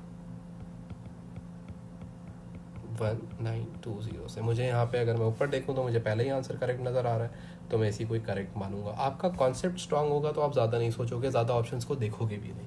ठीक है. अच्छा भाई अगली भी एंट्री है जिसके अंदर इनकम स्टेटमेंट उन्होंने डेबिट करी हुई है, लेकिन प्रोविजन फॉर डेप्शन क्रेडिट करा, अमाउंट जो है उन्होंने पहले साल की लिखी हुई है 3200। अब बच्चा क्या करा होगा, अगर उसने डेट पे ध्यान नहीं दिया होगा तो उसने 2018 वाली डेप्रिसिएशन रिकॉर्ड की होगी, जिसने डेट पे ध्यान दिया होगा एग्जामिनर ने मांगी है 2019 वाली डेप्रिसिएशन, तो 2019 वाली लिखोगे। और उसके बाद फिर बाकी तो दोनों एंट्रीज ही गलत बनी हुई है, तो उसके अंदर आपको खुद ही बात समझ आ रही है। So the correct answer is A, the wrong answer is B, C and D. आगे देखते हैं आगे क्या बोलता है। चले भाई अगला देखते हैं। तो बोलता है Alice financial year end on 31st of December. तो भाई इसका जो फाइनेंशियल ईयर है वो 31st ऑफ दिसंबर को ख़त्म होता है। बोलता है the balance on her books on 1st January 2020 includes the following. अब उसकी बुक के अंदर कुछ बैलेंसेज हैं जो शो हो रहे हैं। सबसे पहले अगर आप देखें तो बोलता है कमीशन रिसीवेबल कितना 250 डेबिट। इसका मतलब क्या है, इसका मतलब ये है कि इसने कमीशन कितना रिसीव करना है 250 का, यानी कि बेसिकली ये आउटस्टैंडिंग बैलेंस कहलाएगा। हाँ, हम इसको ऐसे भी कह सकते हैं अरियर्स। ये बैलेंस इन अरियर्स है, यानी कि ये पैसा इसने क्या करना है, रिसीव करना है। डन। और इसी तरीके से रेंट रिसीवेबल कितने का शो हो रहा है, 500 रुपए का क्रेडिट शो हो रहा है। अब जब क्रेडिट रेंट रिसीवेबल का अकाउंट शो होता है ना, तो इसका मतलब क्या होता है कि ये जो बैलेंस है ये प्रीपेड बैलेंस है, कि आपको आपके कस्टमर ने प्रीपेड पैसा दिया हुआ है। तो ये डेबिट और क्रेडिट को ध्यान देना, दोनों ही इनकम है। हाँ, लेकिन एक इनकम तुमने रिसीव करनी है और एक इनकम तुम्हें एडवांस में रिसीव हो चुकी है। ये कैसे पता लग रहा है, अगर डेबिट बैलेंस है इसका मतलब रिसीव करनी है, और अगर क्रेडिट बैलेंस है किसी भी इनकम का तो इसका मतलब वो एडवांस में रिसीव हो चुकी है। तो इसको हम प्रीपेड इनकम बोलते हैं। Done, clear. तो ये छोटा सा डिफरेंस है डेबिट का और क्रेडिट का। ये अब पूछने लगा इस टाइप की बातें, और बहुत अच्छी बात है क्योंकि ये कॉन्सेप्ट हम क्लास में खड़े होकर देते थे लेकिन वो पूछता नहीं था। ये इंपॉर्टेंट कॉन्सेप्ट होते हैं, बच्चे को ये समझने चाहिए। अच्छा भाई, अब बोलता है what do these balances represents. तो सबसे पहले हम लोग बात करते हैं कमीशन रिसीवेबल की। तो भाई ये क्या है, ये एक आउटस्टैंडिंग इनकम है। हाँ, इनकम आउटस्टैंडिंग, इनकम आउटस्टैंडिंग, ये दो करेक्ट आंसर नजर आ रहे हैं मुझे। उसके बाद फिर रेंट रिसीवेबल। तो रेंट रिसीवेबल क्या है, आउटस्टैंडिंग इनकम है या प्रीपेड इनकम है। भाई रेंट जो है वो प्रीपेड इनकम है, तो देयरफॉर करेक्ट आंसर कौन सा हो गया, बी हो गया, और जो ए है वो गलत हो गया। अब जिस बच्चे का ये डेबिट और क्रेडिट का कॉन्सेप्ट क्लियर नहीं होगा तो वो फंस जाएगा इस काम के अंदर। तो ये दोनों ही इनकम्स थी, लेकिन एक डेबिट इनकम शो हो रही है या डेबिट अकाउंट शो कर रही है इनकम, तो इसका मतलब ये आउटस्टैंडिंग अमाउंट है। याद है तुम लोग को मैं पहले सब्सक्रिप्शन अकाउंट बनवाया था, तो वो सब्सक्रिप्शन अकाउंट कैसे बनता था, यहाँ पे सब्सक्रिप्शन मैं लिख देता हूँ। यहाँ पे आता था बैलेंस बीडी अरियर्स का, ठीक है, और यहाँ आता था बैलेंस बीडी प्रीपेड का। तो ये कौन सा बैलेंस है, डेबिट बैलेंस। इसका मतलब क्या करना था, रिसीव करना होता था। हाँ, इसका मतलब क्या होता था, ये पैसा रिसीव करना है। और जो क्रेडिट बैलेंस है प्रीपेड का, इसका मतलब क्या होता था कि ये एडवांस में पैसा आया हुआ है। हाँ, प्रीपेड में पैसा आएगा। तो सेम बात है, ऊपर जो डेबिट बैलेंस है इनकम का वो रिसीव करना है, और जो क्रेडिट बैलेंस है वो एडवांस में आपके पास आया हुआ है। क्लियर हो गई ये बात आपको। आगे देखें अगला। बोलता है annual rental income due from Kumar a tenant is 3600। यानी कि एक कुमार भाई है और इनसे हमने कितना पैसा लेना है, कितना पैसा एनुअली लेना होता है, 3600 इनका एनुअली पैसा लेना होता है हमने इनसे। At the start of year Kumar had prepaid rent of 900। तो उसने साल के शुरू में प्रीपेड रेंट पे कर दिया था 900 रुपये का। At the end of the year he owed 2 months rent. और साल के आखिर में वो कितने का ओ करता है, 2 मंथ्स का रेंट ओ करता है अभी। How much rent was receive from Kumar during the year. बोल रहा है कुमार से कितना पैसा रिसीव हुआ होगा। तो बेसिकली पहले आपने ये सोचना है कि आपका रेंट एक्सपेंस का अकाउंट है या इनकम का अकाउंट है। तो भाई कुमार से आप पैसा रिसीव कर रहे हो तो आपके तो रेंट इनकम है। हाँ, तो मैं यहाँ पे बनाता हूँ एक अकाउंट जिसको मैं बोल देता हूँ रेंट इनकम अकाउंट। अच्छा, अब याद रखिएगा ये जो रेंट इनकम का अकाउंट होगा वही इनकम की तरह बनेगा, अरियर्स प्रीपेड, प्रीपेड अरियर्स, और यहाँ पे आ जाएगा सॉरी इनकम का अकाउंट है तो यहाँ पे इनकम स्टेटमेंट आ जाएगी और यहाँ पे बैंक की वैल्यू आ जाएगी। अच्छा, अब आप देखें तो इसने साल के शुरू में आपको एडवांस में प्रीपेड कितना दिया हुआ था, 900 का, तो मैंने यहाँ पे 900 लिख दिया। इनकम स्टेटमेंट इस साल इससे मैंने टोटल अपने कितना पैसा लेना था रेंट का, 3600। इनकम स्टेटमेंट में मैं 3600 रिकॉर्ड कर दूंगा। और बोलता है कि क्लोजिंग यानी कि at the end of the year he owed 2 months rent, तो 2 मंथ का रेंट अभी भी ओ करता है, यानी कि 2 मंथ का रेंट मैंने अभी भी लेना है। एक ये चीज़ मुझे मालूम करनी है और एक बैंक में कितना पैसा आया वो मालूम करना है।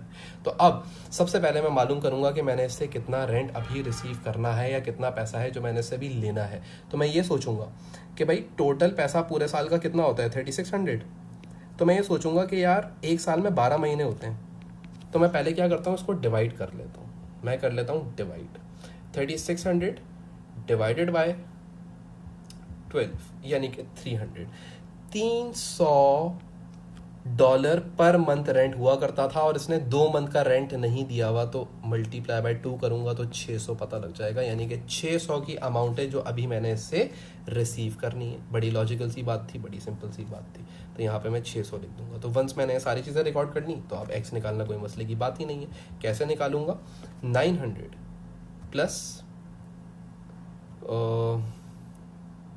600 माइनस इसमें से ये कर देंगे, तो लिख देते हैं 3600 माइनस 900 माइनस 600। ठीक है, सो द आंसर इज 2100, यानी कि मेरे बैंक में कितना पैसा आया होगा? 2100 पैसा आया होगा। डन। तो यहाँ पे हम देखते हैं 2100 कहाँ है? ए ऑप्शन है। तो जो क्वेश्चन नंबर 19 है इसका आंसर ए हो गया। डन। तो ये बड़ा सिंपल सा है, इनकम का अकाउंट एक्सपेंस का अकाउंट आपको क्लियर होना चाहिए बहुत अच्छे से। और अगर कोई कंफ्यूजन है तो जाहिर सी बात है व्हाट्सएप पे आप एक टेक्स्ट करें और आपको जवाब मिलेगा इंशाल्लाह। आगे देखें भाई, आगे क्या बोलता है? J inventory on 31 December 2019 was valued at 48,000, यानी कि इसने बोला कि जो इसकी इन्वेंट्री है, क्लोजिंग इन्वेंट्री 31 दिसंबर की क्लोजिंग इन्वेंट्री कितने की वैल्यू रखती है? 4800 रुपये की वैल्यू रखती है। बोलता है it was discovered that number 1 goods cost $100 had not been included. बोलता है कि 100 रुपये की गुड्स थी जो आप अपने पास रिकॉर्ड नहीं की हुई थी। और फिर आगे बोलता है goods cost 170 had been included at NRV of $210। तो बोल रहा है कि एक और इन्वेंट्री है जिसकी कॉस्ट 170 है, लेकिन आपने उसको 210 रुपये का रिकॉर्ड किया हुआ है, यानी कि आपने अपनी इन्वेंट्री को ओवर वैल्यू करा हुआ है। तो अब आप क्या करोगे? आप कभी भी अपनी इन्वेंट्री को ओवर वैल्यू नहीं करते, क्योंकि इन्वेंट्री वैल्यूएशन में हमने यही चीज़ देखी थी कि इन्वेंट्री को हमेशा लोअर ऑफ कॉस्ट या NRV पे रिकॉर्ड करना चाहिए। तो देयरफॉर अगर हम देखें तो इसके पास 4800 की इन्वेंट्री थी जिसके अंदर इसने 100 रुपये की रिकॉर्ड नहीं की भी थी, वो तो ऐड हो जाएगा। लेकिन उसके बाद इसने एक इन्वेंट्री थी जो कि 210 रुपये की रिकॉर्ड की हुई थी, हालांकि उसकी जो कॉस्ट है वो कितने की है? 170 रुपये की है। तो ये कितना डिफरेंस है? 40 का डिफरेंस है, यानी कि इसने $40 से अपनी इन्वेंट्री को इंक्रीज करा हुआ था। तो इस $40 को हम क्या करेंगे? इसमें से सब्ट्रैक्ट कर देंगे और हमारे पास पता लग जाएगा कि हमारी करेक्टेड क्लोजिंग इन्वेंट्री कितनी है। नीचे देखते हैं क्या पूछ रहा है, लेकिन यहाँ पे पहले हम करेक्टेड एंट्री निकाल लेते हैं। 4800 प्लस 100 माइनस 40, ठीक है, तो 4860 की आपकी इन्वेंट्री हो जाएगी। अच्छा, अब यहाँ पे ये बोलता है सवाल के अंदर what was the effect of the incorrect inventory valuation of juice financial statement and फला फला। सबसे पहले तो वो ये बोल रहा है, सबसे पहले जरा आप देखिएगा, तो वो ये बोल रहा है कि आपकी जो प्रॉफिट है उसके ऊपर क्या इफेक्ट पड़ा होगा। सोचें ज़रा, बात को समझने की कोशिश कीजिएगा, कुछ चीज़ों को बहुत ध्यान से देखना और बहुत ध्यान से समझने की कोशिश करना। तुमने अपनी क्लोजिंग इन्वेंट्री को कितने से रिकॉर्ड किया हुआ है? 4800 से। एक्चुअल में तुम्हारी क्लोजिंग इन्वेंट्री कितने की है? 4860 की। इसका मतलब तुमने अपनी क्लोजिंग इन्वेंट्री बढ़ाई भी है या कम की भी है? सर मैंने अपनी क्लोजिंग इन्वेंट्री इनकरेक्टली, अगर मैं वैल्यू देखूं तो मैंने कम करके रिकॉर्ड की हुई थी। अगर तुमने अपनी क्लोजिंग इन्वेंट्री कम की भी है तो तुम्हारे जो प्रॉफिट्स होंगे वो भी कम हुए हुए होंगे। अब कितने से कम हुए हुए होंगे? तुम ये देखो कि दोनों का डिफरेंस कितना है, 4800 एंड 4860, यानी कि $60 से तुम्हारे प्रॉफिट अंडर स्टेट हुए हुए होंगे। तो पहली बात यहीं से ही मेरा कॉन्सेप्ट क्लियर। तो मैंने पहले ही बात पकड़ ली, तो जाहिर सी बात है बाकी ऑप्शन भी यही सही होंगी, लेकिन हम उसके बारे में बात करेंगे। बाकी क्यों नहीं सही होंगी वो आपको ऑलरेडी बात समझ आ गई होगी कि आपने इन्वेंट्री को कम से रिकॉर्ड किया हुआ है। और आपको पता है कि जो क्लोजिंग इन्वेंट्री होती है, अगर आप उसको कम रिकॉर्ड करें तो आपके जो प्रॉफिट्स होते हैं वो भी कम ही निकल के आते हैं। और अगर आप अपनी क्लोजिंग इन्वेंट्री को ओवर स्टेटेड रिकॉर्ड कर लेते तो आपके प्रॉफिट्स भी क्या हुए हुए होते? ओवर स्टेट हुए हुए होते। तो यहाँ गलती करने की वजह से आपकी प्रॉफिट जो है वो $60 से अंडर स्टेट हुए हुए होंगे। अब जो आपकी क्लोजिंग इन्वेंट्री है, जो बैलेंस शीट में शो होनी चाहिए थी, वो कितने की शो होनी चाहिए थी? वो 4860 की शो होनी चाहिए थी, लेकिन आपकी बैलेंस शीट में कितने की शो हो रही होगी? 4800 की। तो इसका मतलब जो आपकी इन्वेंट्री है, प्रॉफिट तो बात हो गई, इन्वेंट्री भी आपने क्या की भी होगी? अंडर स्टेट की भी होगी $60 से। डन। और याद रखिएगा, जब मैंने आपको अभी बताया, जो इक्विटी होती है वो इंक्रीज कब होती है? जब प्रॉफिट होता है या जब एडिशनल इन्वेस्टमेंट आती है। तो जब आपका लॉस हुआ, यानी कि $60 का लॉस हुआ, तो इक्विटी भी $60 से क्या हो गई होगी? गिर गई होगी, यानी कि कम हो गई होगी। तो ये इक्विटी यहाँ पे $60 से कम हुई है, क्योंकि प्रॉफिट कम होता है। हाँ, याद रखिएगा, जब प्रॉफिट कम होता है तो इक्विटी पे भी इम्पैक्ट पड़ता है। डन। प्रॉफिट बढ़ेगा तो इक्विटी भी बढ़ेगी। सो the correct answer is D, बाकी हो ही नहीं सकता। आगे बात करते हैं, नेक्स्ट क्वेश्चन को देखिए। नेक्स्ट क्वेश्चन क्या है? नेक्स्ट क्वेश्चन के अंदर बोलता है, the owner of a business took goods for his own use but forgot to make an entry in accounts. अच्छा भाई, अब इसने क्या करा है? इसने कुछ गुड्स घर पे ले गया और एंट्री नहीं रिकॉर्ड की। What was the effect of this error? याद रखिएगा, गुड्स ले गया, इन्वेंटरी रिकॉर्ड नहीं की भी। अच्छा, अब जब ये ओनर जब कोई गुड्स घर पे लेके जाता है ना, याद रखिएगा, जरा बात को समझिएगा, जब ओनर गुड्स घर पे लेके जाता है ना, तो आपका जो परचेजेस होता है वो कम हो जाता है। याद है आपको? मैं आपको ऐसे बताता हूँ, क्या आप लिखते थे अपनी इनकम स्टेटमेंट के अंदर परचेजेस, या चलो पहले ओपनिंग इन्वेंट्री, डन, परचेजेस, और इसमें से आप लेस कर दिया करते थे परचेज रिटर्न या ड्राइंग्स ऑफ स्टॉक। जो स्टॉक की ड्राइंग्स हुआ करती थी वो लेस कर दिया करते थे, और फिर आप यहाँ पे क्लोजिंग इन्वेंट्री लेस करते थे, तो आपके पास कॉस्ट ऑफ सेल आती थी। ऐसे ही बनाते थे अपना हेड। हाँ, अच्छा, अब इसने क्या करा है? इसने ये रिकॉर्ड करना भूल गया ड्राइंग ऑफ स्टॉक को। हाँ, गुड्स की जो ड्राइंग्स थी, यानी कि स्टॉक की जो ड्राइंग्स थी, उसको रिकॉर्ड करना भूल गया। तो इसका मतलब इसने अपनी परचेजेस क्या करी भी होंगी? बढ़ाई भी होंगी। और जब परचेजेस इंक्रीज होती है ना, जब परचेजेस बड़ी भी होती हैं, तो प्रॉफिट्स गिर जाते हैं, क्योंकि परचेजेस एक्सपेंस की तरह काम करते हैं। तो अब यहां पे क्या हुआ होगा? आपकी परचेजेस बड़ी भी होंगी, तो आपके प्रॉफिट्स क्या हो गए होंगे? गिर गए। आपके प्रॉफिट्स क्या हो गए होंगे? गिर गए होंगे, यानी कि अंडर स्टेट हो गए होंगे, अंडर स्टेट हो गए होंगे। डन।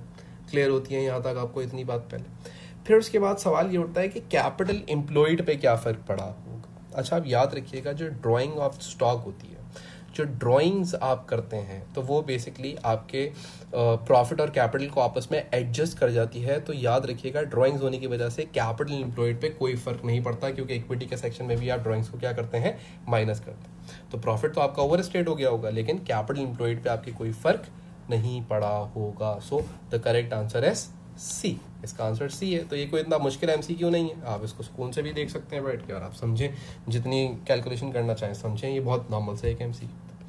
आगे बोलता है, Rajat and Sunil formed a partnership on 1st of January 2019 but did not appear a partnership agreement.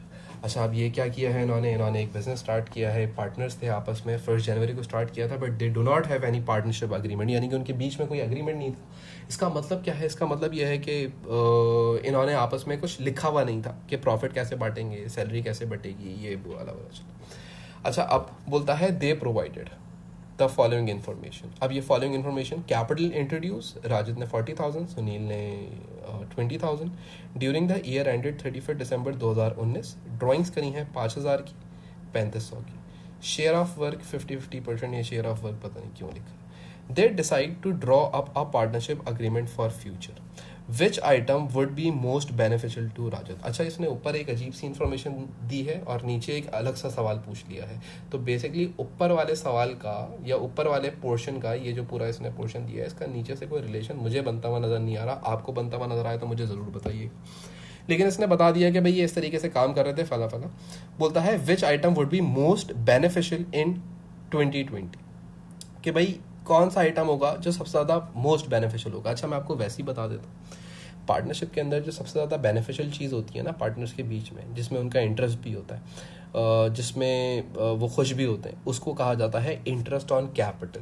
तो इंटरेस्ट ऑन कैपिटल जो चीज़ होती है ये बेसिकली मोस्ट बेनिफिशियल चीज़ होती है पार्टनरशिप बिजनेस के लिए, क्योंकि इसके अंदर क्या होता है, जितना भी वो इन्वेस्ट करते हैं उसके अगेंस्ट इनको कैपिटल एक फिक्स रेट में मिलता रहता है।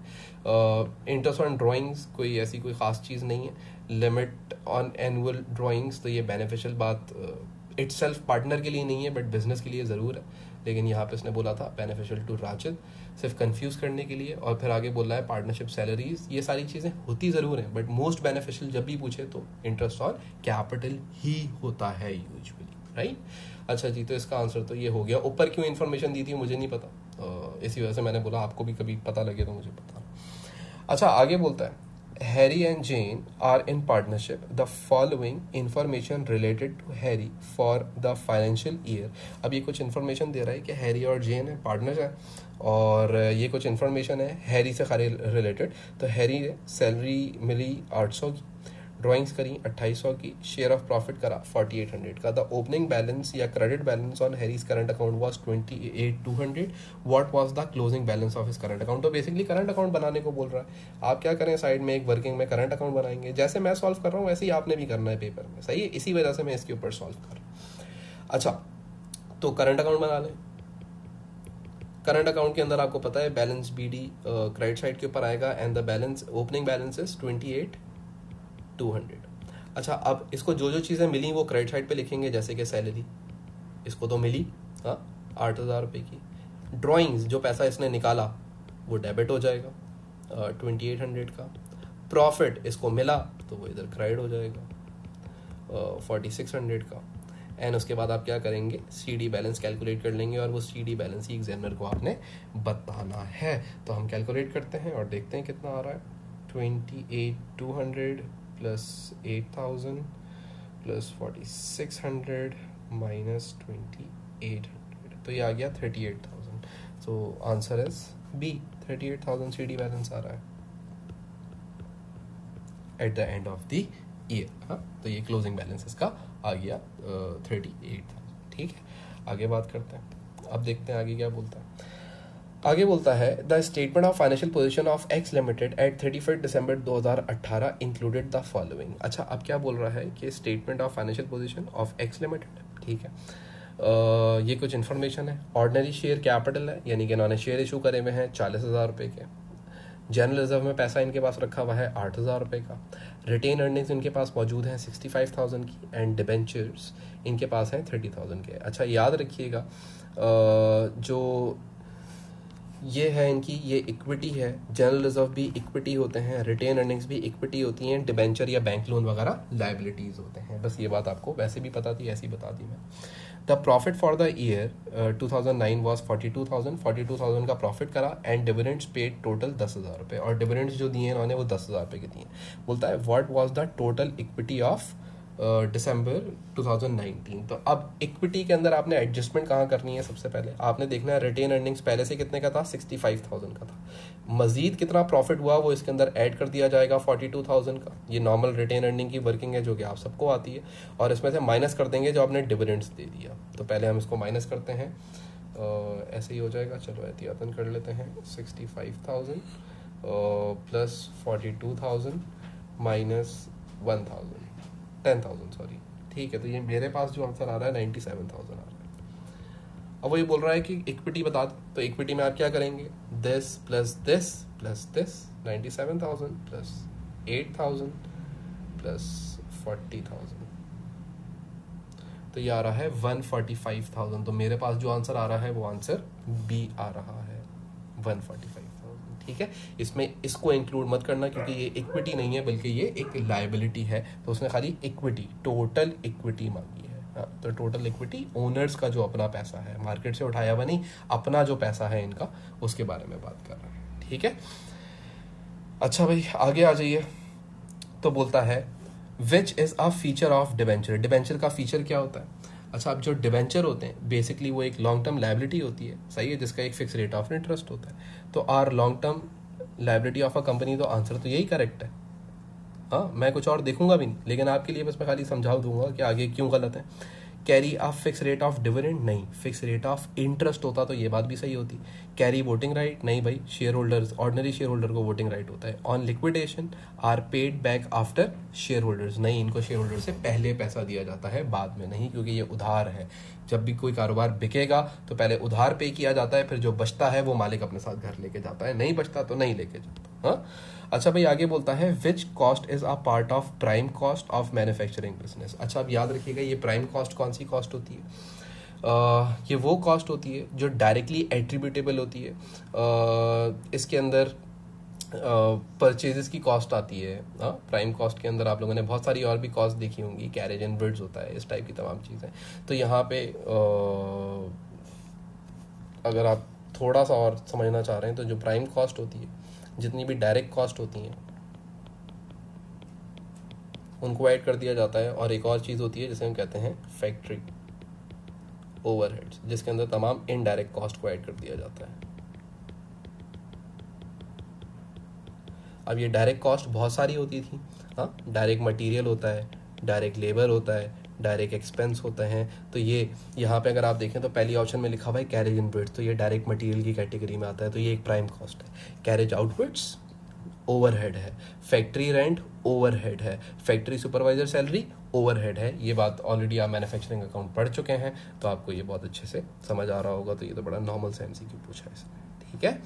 फिर उसके बाद आगे देखो तो बोलता है a manufacturing business provides the following information. Prime cost है इतने की, फैक्ट्री ओवरहेड्स हैं इतने के, वर्क इन प्रोग्रेस है इतने का, क्लोजिंग वर्क इन प्रोग्रेस है इतने का। What is the factory cost of production? तो कॉस्ट ऑफ प्रोडक्शन कैसे निकालोगे? Prime cost plus factory overheads plus opening inventory less closing inventory, आपको पता लग जाएगा आंसर। तो हम आंसर निकाल लेते हैं इसका। इसमें इतने सिंपल सवाल पूछ रहा है ये। 236,000 प्लस 42,000 प्लस 8,000 माइनस 6,000, तो ये मेरे पास आंसर आ रहा है 280,000, यानी कि जो आंसर है हमारा वो डी है, ठीक है। तो ये आपका आंसर आ गया। वर्क इन प्रोग्रेस ओपनिंग हमेशा ऐड होता है, क्लोजिंग हमेशा माइनस हो रहा होता है, ठीक है। लेकिन अक्सर ये देख लीजिएगा, अगर वर्क इन प्रोग्रेस की वैल्यू बड़ी है, हाँ, अगर ये 8,000 की जगह 16,000 होता तो ये 16,000 पूरी वैल्यू माइनस करके आंसर देता। लेकिन आपको जैसे तरीका बताया बस आप वैसे ही करना, कोई टेंशन नहीं है, ठीक है। Prime cost plus factory overheads plus opening work in progress less closing inventory, answer आ गया। आगे देखते हैं अगले एमसीक्यू के अंदर क्या बात करता है। बोलता है a trader provides the following information. A trade receivable at start 5,000 का, ट्रेड रिसीवेबल्स एट एंड 8,500 का, कैश रिसीव फ्रॉम कस्टमर्स या ट्रेड रिसीवेबल्स, ठीक है। बेडेड हुआ, ठीक है, डिस्काउंट अलाउड हुआ, ठीक है। बोल रहा है क्रेडिट सेल्स बता दो, तो भाई ये तो बड़ी सिंपल सी बात है, कंट्रोल अकाउंट बनाने को बोल रहा है आपसे, तो कंट्रोल अकाउंट बना लेते हैं। सेल्स लेजर कंट्रोल अकाउंट यहाँ पे बनाते हैं, ठीक है। चलो देखो, SLCA यहाँ पे आ जाएगा आपके पास बैलेंस BD, यहाँ पे आ जाएगा balance CD। So the opening balances 5,000, फिर उसके बाद क्लोजिंग बैलेंसेस 8,500। उसके बाद फिर इसने बोला था ट्रेड रिसीवेबल्स एट एंड, हम लिख चुके हैं। Cash receive from trade receivables, तो कैश कितना मिला 34,700, तो ये बैंक की वैल्यू है या रिसीट्स हैं 34,700। और फिर उसके बाद एक बेडेड हुआ था 200 का, तो बेडेड रिकॉर्ड कर लें 200 का। और इसी तरीके से एक डिस्काउंट अलाउ करा था 185 का, तो 185 का डिस्काउंट अलाउ हो जाएगा। तो यहाँ पे इसको अलाउ कर देते हैं, तो यहाँ से हमें पता लग जाएंगी कि हमारी क्रेडिट सेल्स कितनी है। तो हम क्रेडिट सेल्स कैलकुलेट कर लेंगे।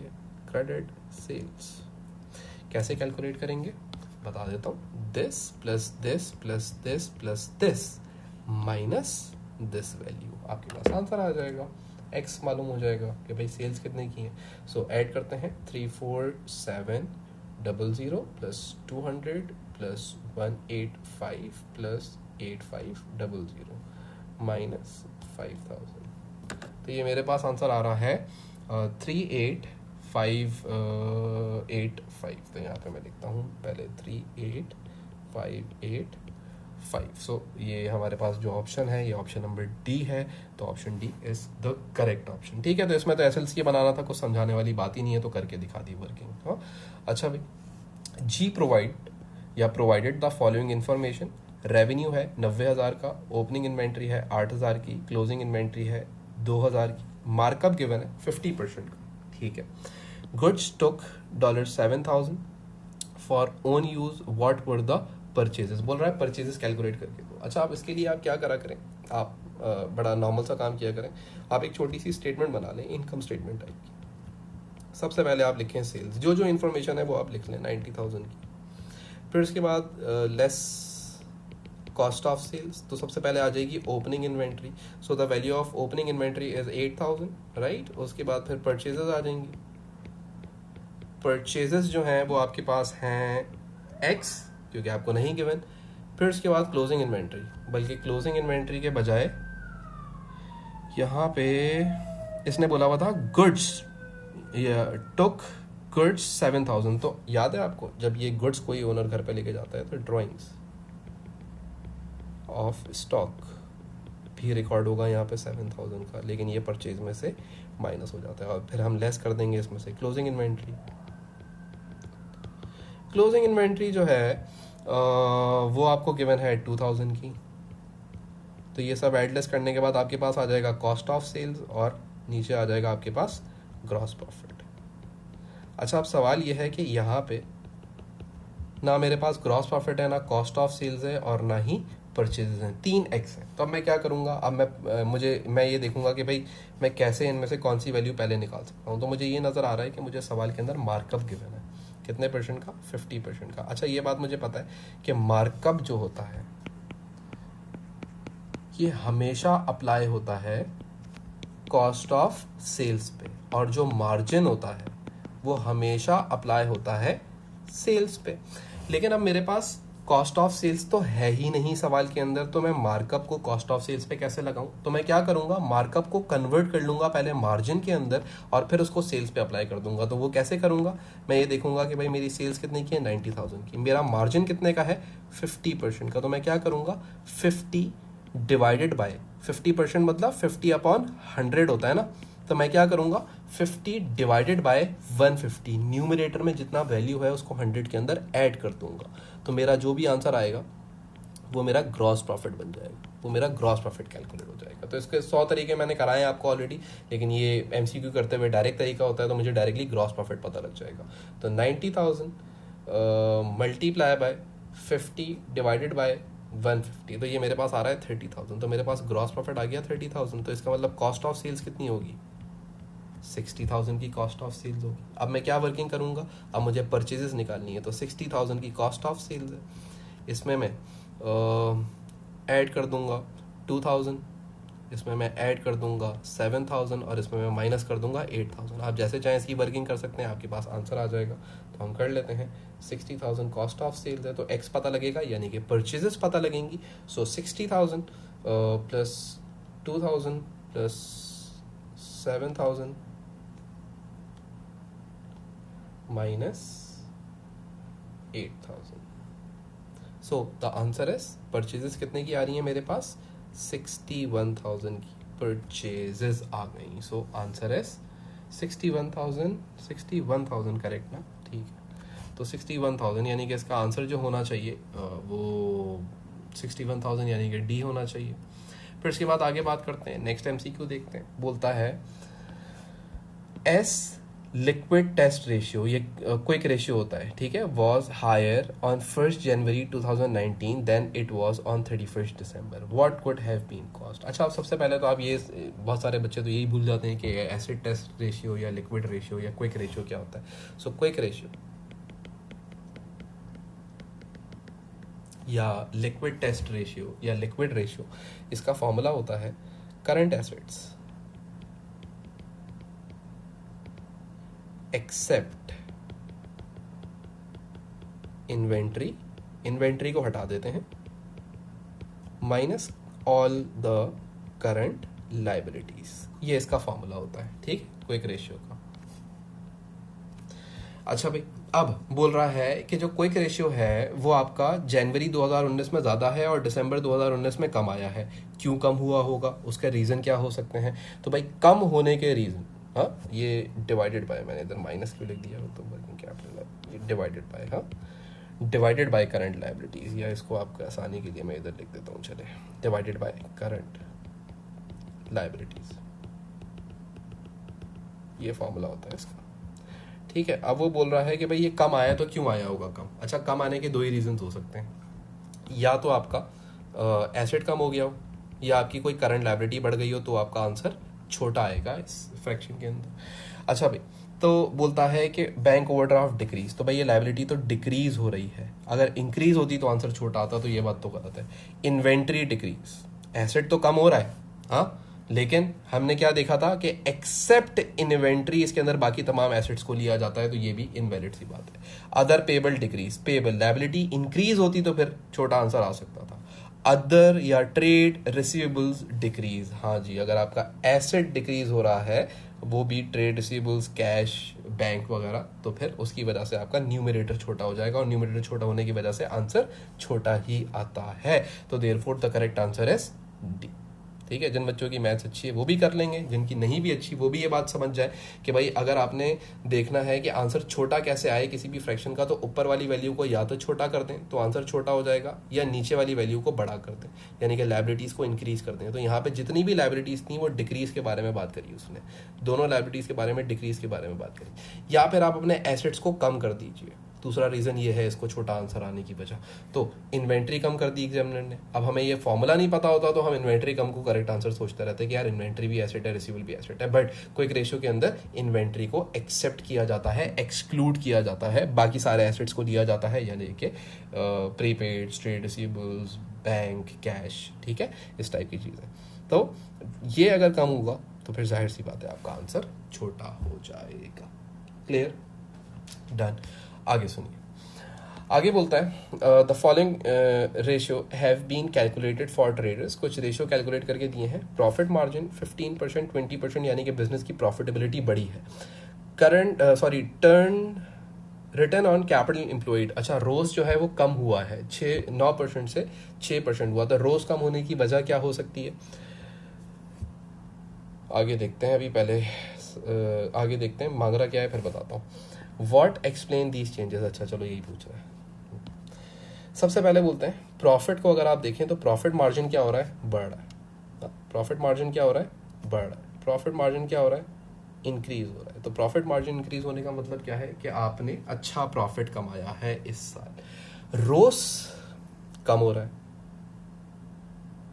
अच्छा, रोज जो है रिटर्न ऑन कैपिटल एम्प्लॉयड जो है उसका अगर आपको फॉर्मूला पता हो तो profit divided by capital employed into 100, ये इसका फॉर्मूला होता है, राइट। अच्छा, अब सुनना जरा, बात को गौर से सुनना। देखो भाई, कैपिटल एम्प्लॉयड कम हुआ तो क्या रीज़न हो सकते हैं। कैपिटल एम्प्लॉयड कम होने के रीज़न वैसे मेरे दिमाग के अंदर अगर आप डायरेक्टली मुझसे पूछें तो अगर आप मज़ीद कैपिटल इंट्रोड्यूस कर दें, हाँ, अगर आप मज़ीद बिजनेस के अंदर इन्वेस्टमेंट कर दें तो उसी की वजह से ही कम होता है। कोई एक ही रीज़न मुझे नज़र आता है यूजुअली आपके लेवल के ऊपर, क्योंकि बाकी चीज़ें आपको तो समझ नहीं आती। तो भाई देखते हैं क्या बातें बोलता है। सबसे पहले बोलता है drawings have increase by more than the profit for the year. नहीं, प्रॉफिट तो बढ़ा है, हाँ, कुछ भी कह लो, प्रॉफिट तो बढ़ा है। मार्जिन 15%, 20% गया तो प्रॉफिट तो कम नहीं हुआ, ये बात यही गलत होगी। आगे बोलता है gross profit has increase but the profit for the year has decrease. नहीं, profit for the year decrease थोड़ी हुआ है, profit for the year increase हुआ है। तो ये दोनों बातें गलत हो गई। आगे क्या बोलता है, बोलता है profit for the year has increase, सही है यहां तक बात, and capital has been introduced. Yes, जब तुम कैपिटल इंट्रोड्यूस करते हो तो जो तुम्हारा रिटर्न ऑन कैपिटल एम्प्लॉयड होता है वो हमेशा कम हो जाता है, कैपिटल बढ़ जाएगा। हाँ, अच्छा, बच्चा क्या समझता कैपिटल एम्प्लॉयड मतलब कैपिटल है, नहीं, कैपिटल एम्प्लॉयड मतलब ये फॉर्मूला है ऊपर वाला, रोज, यानी कि आपने अपने प्रॉफिट पे या आपने कैपिटल इन्वेस्टमेंट पे कितना प्रॉफिट कमाया। तो अगर आपने ज्यादा इन्वेस्टमेंट करके ज्यादा प्रॉफिट कमाया या कम इन्वेस्टमेंट करके ज्यादा प्रॉफिट कमाया, ठीक है, ये चीज आपको बताता है। तो ये जो जब भी रिटर्न ऑन कैपिटल एम्प्लॉयड कम होगा, याद करिएगा, इस बात को समझिएगा, जब भी ROCE कम होता है तो इसके दो रीजन होते हैं, या तो प्रॉफिट कम हुआ होगा, सुनिएगा जरा बात को गौर से, या फिर इन्वेस्टमेंट आई होगी। इन्वेस्टमेंट बड़ी होगी। इन दो रीजंस की वजह से ये रोज क्या होता है, कम होता है। लेकिन अब इस सिनेरियो के अंदर प्रॉफिट तो कम नहीं हुआ, क्योंकि प्रॉफिट क्या, आप ऊपर रेशियो देखें तो प्रॉफिट तो बढ़ा है। हाँ, तो इधर क्या हुआ है, प्रॉफिट बढ़ा है। तो फिर दूसरा क्या रीजन हो सकता है रोज के कम होने का, इन्वेस्टमेंट भी बड़ी होगी। तो therefore the correct answer is C. उसके बाद फिर आप आगे देखो तो आगे बोलता है profit for the year has increase and long term loan has been repaid. भाई लॉन्ग टर्म लोन लिया होता तो मान लेते, लेकिन इन्होंने रीपे किया है, तो रीपे करने की वजह से ये कोई आंसर नहीं बनता। मैंने ये कलर का डिफरेंस गलत जगह पे डाल दिया है। ठीक है, ये करेक्ट आंसर है एंड डी इज अगेन गलत आंसर है। ठीक है, तो ये डी भी एक गलत ऑप्शन है। फिर आगे देखते हैं आगे क्या बोलता है, विच एक्सटर्नल पार्टीज, बोलता है कि भाई कौन सी एक्सटर्नल पार्टीज हैं would be interested in accounting ratio of a business. Accounting ratio के अंदर कौन इंटरेस्ट होता है, भाई याद रखिएगा जो पैसा लगाना चाहता है वो रेशियोज को चेक करता है कि बिजनेस की परफॉर्मेंस कैसी है। क्योंकि रेशियो क्या करते हैं आपकी, ये एक रेशियोज एक टूल होते हैं जो आपकी परफॉर्मेंस या बिजनेस की परफॉर्मेंस को असेस करने के लिए बनाए जाते हैं। तो ये बेसिकली कौन लोग देखते हैं रेशियोज, इन्वेस्टर्स ही देखते हैं जो इन्वेस्ट करना चाहते हैं। तो देयरफॉर सीधा सीधा आंसर इसका इन्वेस्टर होगा, बाकी किसी को देखने की जरूरत ही नहीं। ठीक है, अच्छा भाई फिर आगे देखते हैं नेक्स्ट क्वेश्चन। नेक्स्ट क्वेश्चन के अंदर बोलता है at the end of financial year a company did not account for unused stationery valued at $50, which accounting principle did company apply. At end of the financial year a company did not account for unused stationery valued $50। अच्छा, वो बोल रहे हैं कि भाई company ने इसको किसी खाते में नहीं लिया, ऐसी बस नॉर्मल एक खर्चा समझ लिया। तो याद रखिएगा कुछ बिजनेसेस ऐसे होते हैं जिनके लिए कुछ एक्सपेंसेस बहुत माइनर से होते हैं, तो उनको वो मटेरियलिटी कॉन्सेप्ट के थ्रू सीधा सीधा एक्सपेंस ट्रीट कर लेते हैं, उनको जो है एसेट नहीं मानते। ठीक है, तो ये इन्होंने क्या करा होगा, इन्होंने बोला होगा यार ये $50 की इन्वेंट्री पड़ी हुई है, इसको एसेट वैसेट नहीं बनाना, इसको एक्सपेंसेस में चार्ज करके प्रॉफिट कम कर दो $50 से। तो ये बेसिकली कौन सा कॉन्सेप्ट होता था, मटीरियलिटी कॉन्सेप्ट होता था कि अगर आपके लिए वो वैल्यू इतनी ज़्यादा सिग्निफिकेंस नहीं रखती तो उसको एक्सपेंस बना के खत्म कर दो, एसेट बना के रखने की जरूरत नहीं है। क्योंकि तुम अगर उसको एसेट बना के रखोगे तो अगले साल उसने डेप्रिसिएशन लगानी है तुमने, तो भाई अब ये $50 की स्टेशनरी पे क्या डेप्रिसिएशन लगाते फिरोगे। उसने बोला भाई इसको एक्सपेंस में चार्ज करो, बात खत्म करो। तो उन्होंने मटीरियलिटी कॉन्सेप्ट अप्लाई किया और ये काम कर लिया। ठीक है, अच्छा भाई फिर आगे आ जाइए। तो आगे बोलता है a trader wrote off the balance on credit customers account as irrecoverable, which accounting principle was applied. तो भाई इन्होंने क्या करा है, इन्होंने बेसिकली एक बैड डेट को राइट ऑफ कर दिया। तो भाई अकाउंटिंग कहती है प्रूडेंट रह के अकाउंटिंग कीजिए, होने वाले खर्चों को रिकॉर्ड कर लीजिए। ये एक इरेगुलर डेट था, इन्होंने रिकॉर्ड कर लिया। This is prudence concept, simple, ना कंसिस्टेंसी, ना बिजनेस एंटिटी, ना मनी मेजरमेंट। ठीक है, अच्छा भाई आगे देखते हैं next MCQ. A limited company applied the following objective of comparability in preparing it's financial statement, what is the effect on this on the interested party. अच्छा, वो ये बोल रहे हैं कि जो अकाउंटिंग करती हैं कंपनीज, ये अकाउंटिंग करते हुए जो अपने अकाउंट्स की प्रिपरेशन करती हैं वो कंपेरेबिलिटी के ऊपर करती हैं। तो ऐसा क्यों होता है, तो इसका आसान सा रीज़न ये है, इसका बहुत सिंपल सा जवाब ये है कि भाई आपके बिजनेस के अकाउंट्स बिजनेस बी के, बिजनेस सी के, बिजनेस डी के अकाउंट के जैसे ही बने होने चाहिए, ताकि जो आपका इन्वेस्टर है, जो आपका कस्टमर है, जो आपके बिजनेस के अंदर इन्वेस्ट करना चाहता है, वो आपके अकाउंट्स के अलावा कंपनी बी के, सी के, डी के, ई के अकाउंट को सबको एक साथ सामने रख के कंपेयर कर सके। कंपेयर करने के बाद वो ये देखेगा कि कौन सी कंपनी अच्छी है और कौन सी कंपनी बुरी है।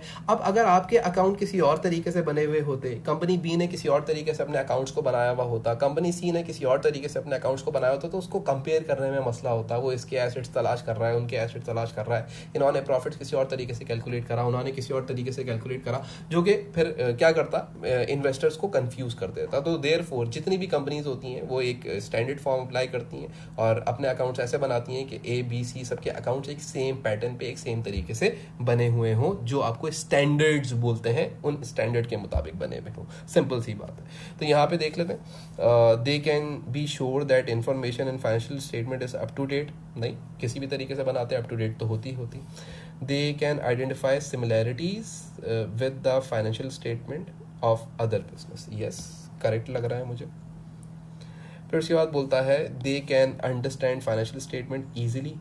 ज़रूरी नहीं है, जो हमारा तरीका होता है वो भी एक लेम बंदा, आम बंदा नहीं समझ सकता कि फाइनेंशियल स्टेटमेंट में चल क्या रहा है। They can use the financial statement in decision making. नहीं, कोई ख़ास ज़रूरत नहीं होती डिसीजन मेकिंग के लिए प्रॉपर सेट। एक सिर्फ याद रखिएगा कंपेयर करने के लिए कि आपका बिजनेस दूसरे बिजनेस के सिमिलर अकाउंट्स बनाए हुए हों, ताकि आप इनको क्या कर सकें, आपस में कंपेयर कर सकें। तो देयरफॉर इसका जो करेक्ट आंसर है वो बी है।